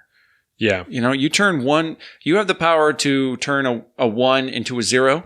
You have the power to overthrow countries. Like that. Overnight. Game over. Watch Rick and Morty. There's a great episode about that. It's hilarious. I think it's interesting to see just in the name of grab bag. And then I have a really great topic I want to ask you about. I think it's interesting to see the different countries for this particular example that people are focused on, you know, like you're focused on Russia the way that I'm focused on the Saudis, you know, like we both see those as like, this is America's concern. Like this is where we should be out, you know, that military thing. So yesterday, Jordan's grandma is the sweetest fucking lady. She'll send me articles that she finds that she is like, I need to know if this is real. Right. Yeah. So, which you could feel free to do anytime. To us, anytime. We will read it. We'll look it up. We will do some double checking for you and tell you whether or not it's legit. So she sent me an article last night about Trump and his administration just jamming through this fucking weapons deal to the Saudis. Didn't show it to Congress. They're like, no, fuck that. We're just doing it, you know? So she sent me, she's like, is this true? And I said, yes. And I read it and I said, absolutely. I said, this is absolutely the truth, that regardless of the Saudi continuing to increasingly kill civilians in Yemen, regardless of their continual involvement in terrorism, regardless of them fucking killing dissidents, you know, the Trump administration, for some reason, is still really focused on trying to conduct good business with the Saudis. It's not something I understand. I don't agree with it. I think it's fucking horrible. For some reason, they're still doing it. I don't agree with it, but I think I understand it. I understand from a fiscal sense, but I don't think that should, especially when this motherfucker's walking around talking about how we're making so much oil, you know, and we're doing all this shit. Then what the fuck do we need the Saudis for? I have a grab bag topic that talks about that. Yeah. So the one I wanted to ask you about was there is a Democratic presidential candidate, one of, I believe, 24 right now, named Eric Swalwell. Yes. Right? He wrote an article in USA Today, which I read, which is a pile of shit. I'm sorry to hear that. In my personal opinion. And it has to do with a buyback of guns in America. Good luck. Eric Swalwell thinks there should be a forced buyback of all military-style assault rifles in America. Per his words, right? And he says that he thinks that we should pay everyone $1,000 per weapon, and that anybody who doesn't turn their guns in should face criminal charges. Really? And I wanted to know how you felt about that, because we talked about a gun buyback a couple weeks ago, just as like a topic of like, do you think this is possible? You did not have the best outlooks on it. We had someone comment afterwards, after the pre-show. It was a local person who was talking about the bump stock buyback, the forced bump stock buyback, right? Because let's call it what it is. It was a forced buyback. You're not allowed to have them anymore. You had to turn them in or destroy them, right? Might as well turn them in because at least you're getting paid for it. So this person said, of course people want a gun buyback. Look at the bump stock ban. I didn't say anything because it was after it was, you know, the pre-show, whatever. But it's important to know that that's not people. I mean, some people did. Yes, they want to turn in because they're like, listen, I just had it to fuck around and I don't need it if this is how it's going to be. You know, it's not that big of a deal to me. There are some people highly upset that their guns are being regulated, right? Because there's some people who don't think there should be any regulations at all, but that's a discussion for another day, right? So I don't know that I would characterize it as people want a gun buyback because they were willing to turn in their bump stocks, because I'm sure that there's at least one person in Washington state and across the country who did not turn in or destroy their bump stock. I am sure of it. There's 100%. Certainly still people who still take it out. They still go into the woods because I'm sure you can't take it to a range now. You know, you can take it in the woods. You can take it in your backyard if you have fucking 5 acres in Washington. Or just keep it on your home defense rig. Exactly. You know what I'm saying? There are still people who have them. So I don't know that I would characterize that as people wanting a gun buyback or even really be willing to do it, just because in this particular instance it happened. In this particular instance, this is comparing apples and oranges here. Right. You know, So- it is very different to essentially, we'll just call it what it is, a part buyback. You Yes. know, this one individual part, which is not necessary for the proper functionality of any weapon, now is illegal. That is completely different than an actual firearms buyback program. Yes. Totally So different. this was posted on May 3rd of 2018, and it is entitled, Ban Assault Weapons, Buy Them Back, Go After Resistors. Eric Swalwell. So in other words, hey, I have an idea for a new civil war in our country. Let me write about it. Yes, and he talks about how much more deadly an assault rifle is. And I am using those terms, I don't want to upset any of the new listeners or anything. We're using those terms because that's what he's saying here. We've talked about, and I'll write that down here to link back to some of our gun debates. Link to guns. Sorry, I don't want to forget. We've talked before that we both agree that assault rifle is not a term that really should be used because it can't be defined in a way that anybody can agree upon in like a reasonable discussion way, right? So I'm only using that term because this is what he's using here. So for anybody who likes guns, who's into the community, who's into the lifestyle, who's into anything, right, you will understand why that's not a legitimate term, right? For people who do not know about guns or anything like that, or if you're just new or whatever, because I'm still learning about guns, even purchasing guns, I'm still learning about them. You know, when I first bought ammo for my 357, I found out that I could also put 38s in it. I did not know that. You know, I went there, I was like, hey, let me get some ammo for this. And the guy said, much like all avenues of life, the learning never stops. yes. And so the guy at the store said, yeah, well, you can also, you know, if you don't want it to hit quite as hard, you can put some 38s in there. It'll be a little bit smaller if your wife's going to shoot it or whatever, you know. So anyway, assault rifle is not a term that is like really a technical term. You know what I'm saying?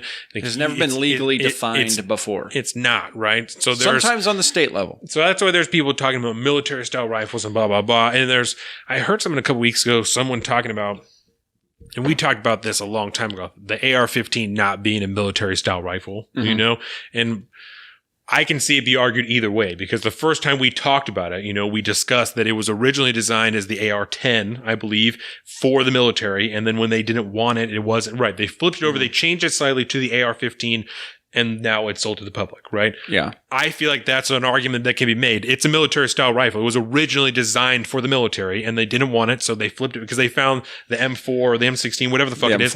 And so they went with that instead, right? I don't think, right. I would not say that's a legitimate or not. I would not say that's an argument to ban it because it's a military style rifle, but I would say that to say it's not a military style rifle is not honest to the origins of the gun itself. Yeah. Right.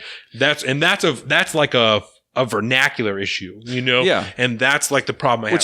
Which is part of the problem around the general gun debate as we've demonstrated multiple times. Right. So it's like abortion. Not everybody has the same exact definition of what we're talking about. Right. So this is a quote from that. Trauma surgeon and coroners will tell you the high velocity bullet fired from a military-style semi-automatic assault weapon moves almost 3 times as fast as a 9mm handgun bullet, delivering far more energy. The bullet creates cavities through the victim, wrecking a wider swath of tissue, organs, and blood vessels, and a low-recoil weapon with a higher capacity magazine means more of these deadlier bullets can be fired accurately and quickly without reloading. And I don't... You're literally just defining a semi-automatic rifle compared to a pistol. Certainly a gun with a larger caliber has the capability to do more damage. Has the capability, they're likely to do more damage than a gun of a smaller caliber. And that's not even a total truism. Right. It's a generality. Because they all operate in different methods to inflict certain amounts of damage in particular ways. Right. And of course, you cannot compare how a pistol performs when you're comparing it to a semi-automatic rifle because the two are not built to do the same thing for one. And the interesting thing that he doesn't address is that, and you know, whatever people argue it's semantics, you know, I mean, the vast majority of shootings happen with handguns, happen with pistols and with revolvers and not with semi-automatic rifles or rifles at all. You know, the vast majority of shootings are done. Virginia Tech was all done with handguns. Like, and there was a chart I saw on the BBC has an article. It's called, America's Gun Culture in 10 charts.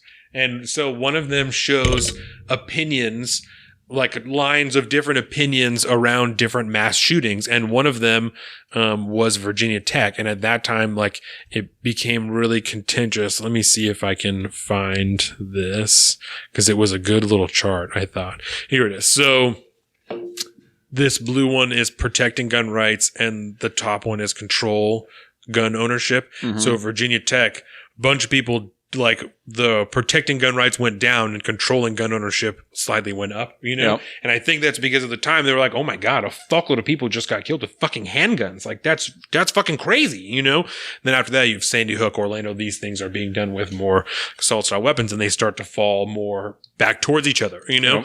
Yep. And a lot of people That's a really don't. interesting chart. Isn't that super fucking interesting? Yeah. Yeah. I like that. I thought that was great. And they also showed, which I didn't, I mean, I'm sure is true, but I didn't totally agree with, was that this is the guy who did the shooting in Las Vegas, right? That most of his assault rifles, they said, were around $1,500. I mean, some of his handguns were $200, which Jordan's was like $250 or so. Yeah, I was like, were you buying a $200 handgun? Dude? And I was like, that. I even was like, that doesn't seem like very much, you know, like that doesn't seem that's a like, great fucking deal. Right. I need to go find one. Right. So the one that we got is like an older model. You know, the newer one is the CPX2. So we got the CPX1. So it's already a little bit cheaper. And then we had like a discount on it. So, but I wouldn't want to have a gun that was only worth $200. No. It only cost me $200. That's not for what that money for me tool to feel is comfortable. Yeah, you're not. That's saying? buying the Walmart brand of guns at that point. And we got good. Like,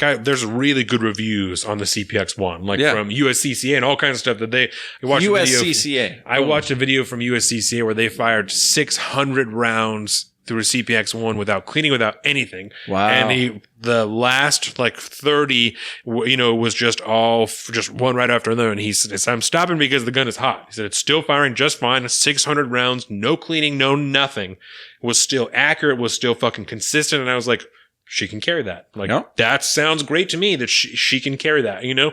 So she's going to carry it probably far less often than I'll carry mine. And that's, it's also much smaller than mine is. But he's got to have a small fucking cheap gun, you know, if it's only $200. Like, yeah, so that's a side issue. But, that seems rather anecdotal, to be honest. So I think that this is going to cause him some serious fucking problems if he is going to run on this idea of a forced buyback with criminal implications for anybody who doesn't comply. For a guy that just made 1% in the polls, I'm going to go ahead and say that we don't have to worry about whatever the fuck he's saying. Yeah. Unless, of course, something happens where it does gain popularity and then the populace picks up on it and then the other Democratic candidates start parroting it. Like we've seen with like the reparations talk. Elizabeth Warren introduces it and then boom, they're all talking about it. Here's another quote. Instead, here, I'll go up a little more. Reinstating the federal assault weapons ban that was in effect from 1994 to 2004 would prohibit manufacture and sales, but it would not affect weapons already possessed. This would leave millions of assault weapons in our communities for decades to come. Instead, we should ban possession of military-style semi-automatic assault weapons. We should buy back such weapons from all who choose to abide by the law, and we should criminally prosecute any who choose to defy it by keeping their weapons. The ban would not apply to law enforcement agencies or shooting clubs. So you can still go and shoot them at a range. You just can't own it yourself. There's something new and different, which I have always felt about fully automatic weapons, you know? Like, I think you should go and shoot and have a good fucking time. You should have all kinds of weird shit that you can go and pay to shoot, as long as there's someone there making sure you're doing it safe and it's all correct and you're not fucking anything up. Yep. I think that's totally fine. If you want to shoot a fucking bazooka, pay a guy $200, go shoot a bazooka. I think that's just fine. You know? Oh my God. I don't have any problem with that at all. If that you have would be $2,000, cool. You want to step in a tank and fire off a fucking shot. I think you should be able to do that. I got think like that's half a chub going now. I think that's about that. Totally fine. I have never had a problem with that. I'm highly upset that that's not like a national thing where you could go to this shooting park. You pay for it. You sit through a class. You do all the safe, just like when you go skydiving or something. You know, you got to go through the orientation, and then under controlled settings, go out and shoot a fucking a minigun or blow up a fucking mock tank, man. That would be so awesome. Hire a bunch of dudes who were in a tank battalion in the military and have them run, or work at this company. So they sit in a tank with someone and they set them all up and they're like, word, line it up, pull this trigger and blast that fucker. Like, that's awesome. That would be so cool. But now that I'm thinking about this whole thing now for a minute, I'm going, the margins for profit on that would be so astronomical. You'd have to pay like $10,000 to go shoot a sniper rifle one time. It's going to be a lot of money. But for people who are really into it and have hella money. I think you should be able to do that. It's fucking America. Even when I was not personally in favor of guns, I never had a problem with that. I'm like, that's your own shit. I don't think you need it, but that's on you, not on me, New life goal. Find a place where I can pay $10,000 to shoot a fucking fake tank with a bazooka. I think that's more than reasonable. So my point in bringing this up was, like I said, I think that this is going to be a big fucking problem. If he's going to run on this, if he's going to run on a nationwide assault weapons ban, dude, that's a shame. Because that's a good looking politician right there. He marks all the little boxes for being, looks like the guy from Dexter, kind of Michael C. Hall. Yeah. I was gonna say he looks like somebody, right? Because like I said, I know we've talked about before. First of all, you're going to have to define assault weapons. You're going to have to define that legally so as to just apply this law. Because if you just do what you're doing here and you don't, and you just write a law up exactly as America sits now, you're going to have a whole half of this community that's like, this doesn't even apply to what you talked about because this is this and this and this, not this and this and this, And this guy obviously doesn't know dick, not obviously, but he probably doesn't know dick about guns, Doesn't sound like it. So he's not going to be able to argue with somebody who's telling him that he's wrong, So, maybe I'm wrong. He might be an ex-military member. Maybe he knows way more about guns than I do, but. And I say this with it seems like he wouldn't be using these terms if he did. Yeah, right. And I say this with all true sincerity. Good luck, Eric Swalwell. Word. You're a very, very small fish in a big pond right now. Yes. So, but he's hit 1%, and that's, more than we can say for something. Tulsi Gabbard or anything like that. So, we can also talk about this, the Parkland shooting, right? Okay. When that happened last year, 2 years ago. Parkland shooting? Yeah, and last year. Marjorie Stoneman Douglas. Lost all track of time. There was a cop Yes. who during the active shooting stayed outside and did not attempt to intervene with the active shooter. And then when other police got there, he told them to stay outside. This week, he was charged with neglect of a child and culpable negligence and also perjury as a result of his actions, right? And he caught all kinds of shit when it first happened for not doing his job. And when I read this, I was like, good. Good. Because I feel like this, whatever quality it is inside of him, even if it's just inability to overcome fear, right?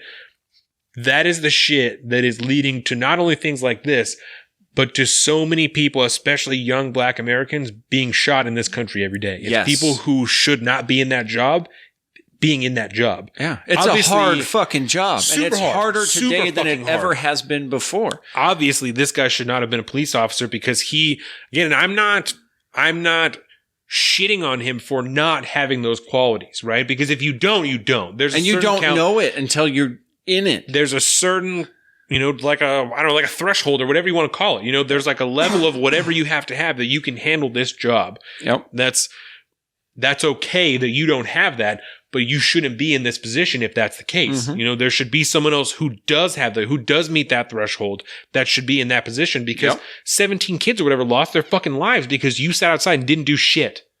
That's right. You deserve to be in prison.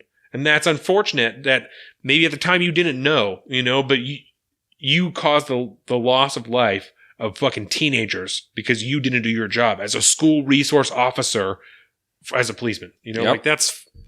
And that's the hard thing about trying to look at the situation around law enforcement right now. Because, like I said earlier, it's harder today than it ever has been to be a police officer. There are so many different factors into going. Undoubtedly. I can't imagine what it would be like.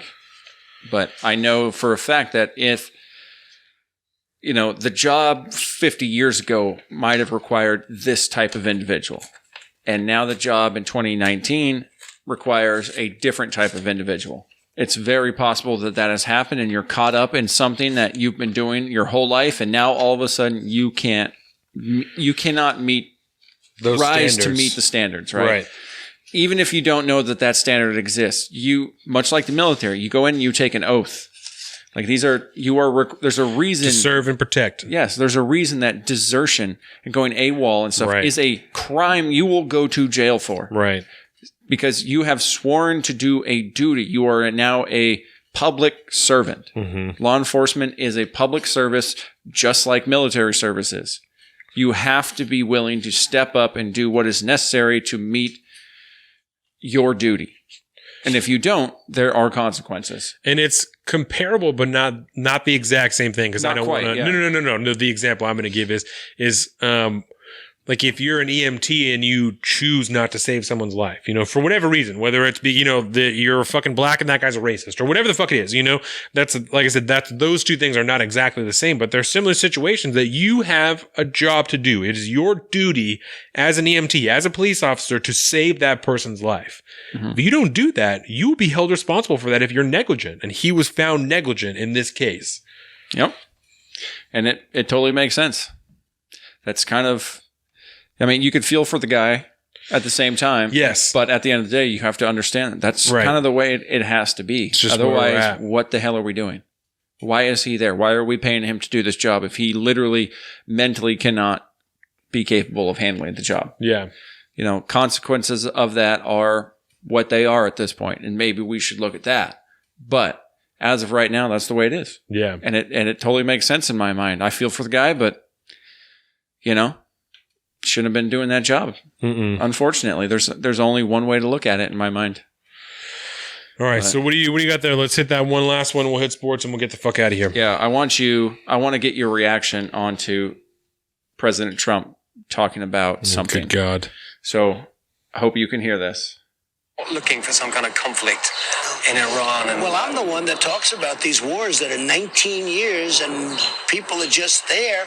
And don't kid yourself, you do have a military-industrial complex. They do like war. In Syria with the caliphate. So I wipe out 100% of the caliphate. That doesn't mean you're not going to have these crazy people going around blowing up stores and blowing up things. These are seriously ill people. I don't want to say, they're wiped out, ISIS. But I wiped out 100% of the caliphate. I say, I want to bring our troops back home. The place went crazy. They want to you have people here in Washington. They never want to leave. I say, you know what I'll do? I'll leave a couple of hundred soldiers behind.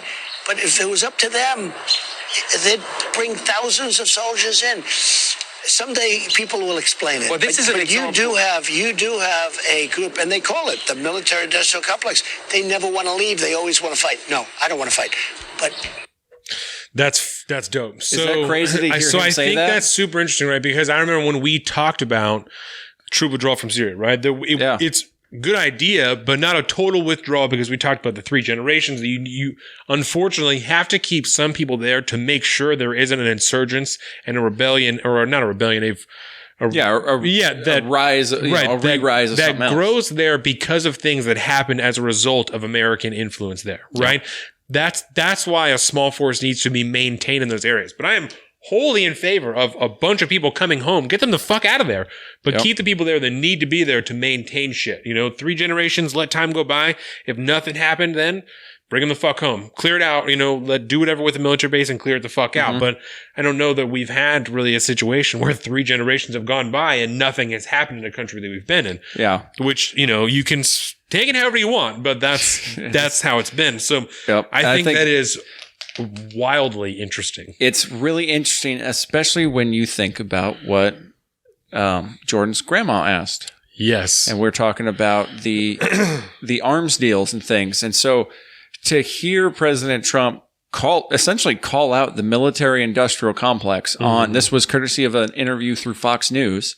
I love him on Fox News. That's right? when he just says, he's bad all the time. He's comfortable. He's extra bad on Fox News. Exactly. Because he's comfortable. And so to have this situation with the massive weapons deal with the Saudis, right? is literally Billions of dollars. is literally funneling money to that same military industrial complex that now you're trying to call out because they don't want to leave a place. But I will say this, I'm actually happy that he would have called out the military industrial complex in some form like that. I was very brought aback by that. And just because nobody really talks about that. Right. Since Eisenhower made his speech about it. Yeah. And I was just like, oh, dude, I got to tell Don about this. That's crazy. I like that. I like that a lot. It's good stuff, man. All right, so ready to move on to sports? Sports! Words. So the last couple episodes, I have been a negligent sports host and literally not talked about the NBA playoffs at all. Maybe I did like 3 weeks ago, but all through like the playoffs, like the last round of the playoffs, I didn't say shit. So... Are we down to the finals now? Yeah, we're in the finals. We're down to the Warriors and the Raptors are actually up 3-1. Oh, Warriors. So Warriors took it last year, if I remember right. Yes. They've been like strong. I think 2 years in a row, and then LeBron had it, and then they won the year before that. Okay. So Toronto closes out on Monday, the day this drops, 6 p.m. You might be listening to this when the playoffs are happening, when the finals are happening. Then they beat Golden State, and they take the fucking finals home. Which is just... That would be insane. Just fucking insane. Yeah. And I know I'm not huge into basketball, but I think it's important to know. I started to watch it last year and don't have as much time this year. Next year, when Dax is doing more shit, it'd probably be a little bit easier. But, where are we at in the Stanley Cup playoffs? Stanley Cup, it's 2-3 right now. Bruins are down 2-3 against St. Louis Blues, man. That's crazy. That is interesting. I don't really watch hockey. I like hockey though when I do watch it. Yeah. And I got to watch a little bit of it when I was on vacation last week, and I was like, "Oh shit, Stanley Cup's going on." Of course, the fucking Bruins are there. But I was like, "What the hell is St. Louis doing there? That's awesome." We can hit on a little bit of Mariners news real quick. So remember the Mariners started 13-2, right? Yep. This fantastic fucking start. So what did I say? You did. You called it out then. We do it every year. Don't get excited, people. Right now they're sitting at a cool 27-40. So they have gone 14-38 since their 13-2 start. Congratulations, Mariners. You guys are doing big things. And they've had like 2 6 loss streaks, and it's bad. Did I see something the other day where an article came across talking about another kind of restructuring of the Mariners? I don't know. Okay. I don't know about that. Might be hashtag fake news. But yeah, it depends. I can certainly look into it and try and get back to you on it.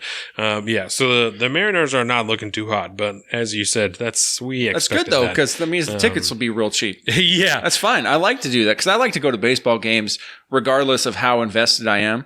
Because it is really fun, man. If it's a really nice day out, you're in the stadium, it's just fucking awesome. I like to go do that. And I really like to go see Mariners games because generally they're like, you get decent tickets for like $40 max. Yeah. And so now the Seahawks schedule came out a couple weeks ago and we did not go over it. So I figured I would lay out the Hawks schedule for you. We open up with the Bengals, right? Bangies. Yep. And then we go Steelers playing the Saints, Cardinals, Rams, Browns, the Ravens, the Falcons, the Buccaneers, 49ers, Eagles, Vikings, Rams, Panthers, Cardinals, Niners. We got a tough little schedule this year, especially to open it up with the Bengals is whatever, but the Steelers, the Saints, the Cardinals, the Rams, and the Browns. That is a tough fucking stretch of games right there. God, man. And then to play the Ravens and the Falcons right afterwards. The Buccaneers, they have a new head coach. Bruce Arians is there, so they'll be better. 49ers with Jimmy Garoppolo back. Eagles, we'll talk about that, but they just signed fucking Carson Wentz to an enormous goddamn contract. Got to play the Vikings after that, the Rams again, and then the Panthers.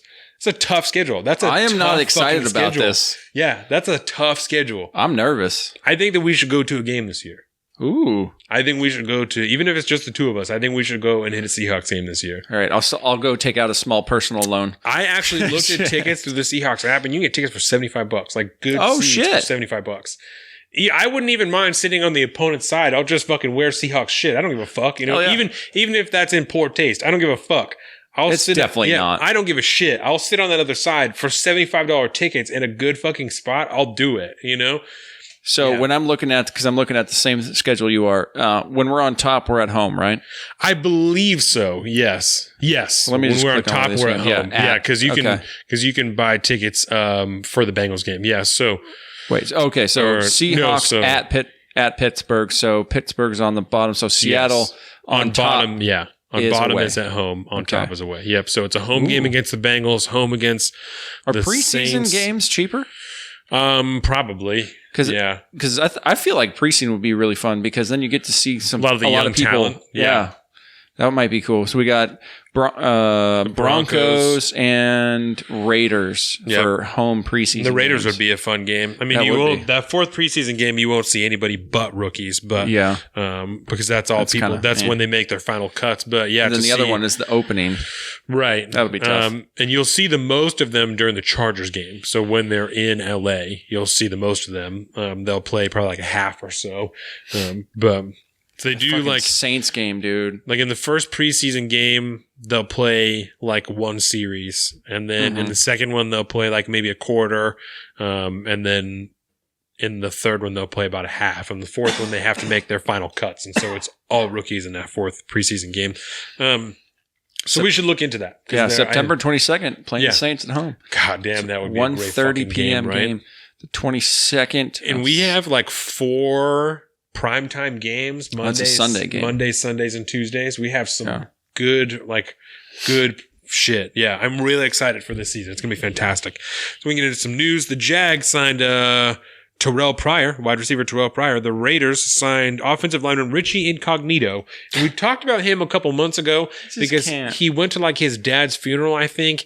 Was he And, incognito? he told a bunch of people he was going to kill them, and like he's having some serious Definitely not personal incognito. problems. Yeah, and so the Raiders signed him. He retired, and they signed him. He came back to play for them. Fucking Gerald McCoy signed with the goddamn Panthers. So fucking mad. I wanted Gerald McCoy so fucking bad. He plays with the goddamn Panthers now, which is fucking stupid. Was it like money thing, you know?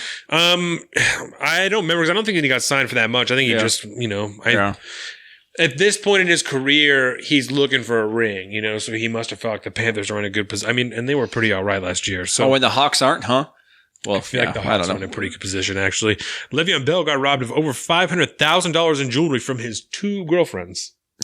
Stole a bunch of money from him. So Maybe it's because he had 2 girlfriends. Maybe. The Lions signed wide receiver Jermaine Kearse to a 1-year deal. So Jermaine Kearse is over in Detroit now. The Eagles signed Carson Wentz to a 4-year extension worth $128 million and over $100 in guarantees. Good Lord. Yeah.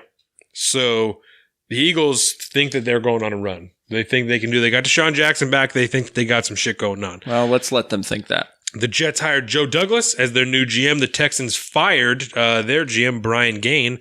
And as of now, the Chiefs wide receiver Tyreek Hill is no longer actively involved in the investigation about the abuse of his child. Do you remember talking about that? Yes, that's good. So he's no longer actively involved, but he could still be suspended by the league for just being involved with nefarious shit. Like they still have the ability to do that. So we'll see, what his actions are going to be because there's still question about whether or not he'll play any of the season just because of the allegations. Yeah. When Adrian Peterson hit his kid, he was gone for a whole year. Yeah. So, I mean, and there was found that he did hit his kid, but still there's, they're talking about charging Zeke or not charging him, but suspending him because he got into a fight at a club or some shit like that. Like he pushed a lady or. Can't be doing that. No, I don't want to misquote it, but that. yeah. So they're talking about suspending him and others people are like, oh, they have it out for Zeke and blah, blah, blah. And it's stupid. But if you're going to be one of the top players in your position in the league, you're going to be under super high scrutiny. Yeah. Really high scrutiny. And you have to be prepared for that. Like you can't be acting a fucking fool. You're fucking famous, dude. Pay attention Exactly. to what the fuck you do. Exactly. So that is all I have as far as sports. So Beautiful. we can hit a line and get out of here. Let's do it. You got lead to throw down range, buddy. Haley actually just hit me up on like the Facebook Messenger and guessed where the line is from. Oh, and I don't know whether or not I told her. You reminded her to listen because that's the deal. And that's it. So, but I didn't tell her what it was. So that's really funny. So I don't know whether or not that counts. Oh, it totally counts, man. She was a guest on the show. She was gently reminded of what the deal was. And so she gets a fucking Salt of the Streets t-shirt. Yep. So I just sent her a message and said, you win. So I will tell you all now, and then we'll deliver one last line from the show, and then I'm just going to start finding random shit because there you go. Goddamn, I've been waiting fucking 59 episodes to do this. So all of these lines have been from It's Always Sunny. Woo! Fuck you guys for not knowing what it was. I'm super impressed that she figured it out, but there was a reason her and I were best friends for so fucking long. God damn, what was the last line? Was that the repeat line? No. That was the week before. I think last week I said, you want my time, you got to pay to spray. That's my motto. Yep. That and you cannot finish inside me. I think that's what I said last week. So congratulations to Haley. I will in fact get you a t-shirt because you just won. Woo! So now I'm going to start finding random ones. And if anyone can guess any of the lines, then t-shirts galore. T-shirts, so, baby. Our final line from It's Always Sunny. That's not funny. You're just a grown woman who shit her pants. That's really not funny. It's kind of sad, actually. Well, congratulations, Haley. Congratulations, Haley. Everyone check out for the episode on Monday. It was a great episode. Thank you, buddy.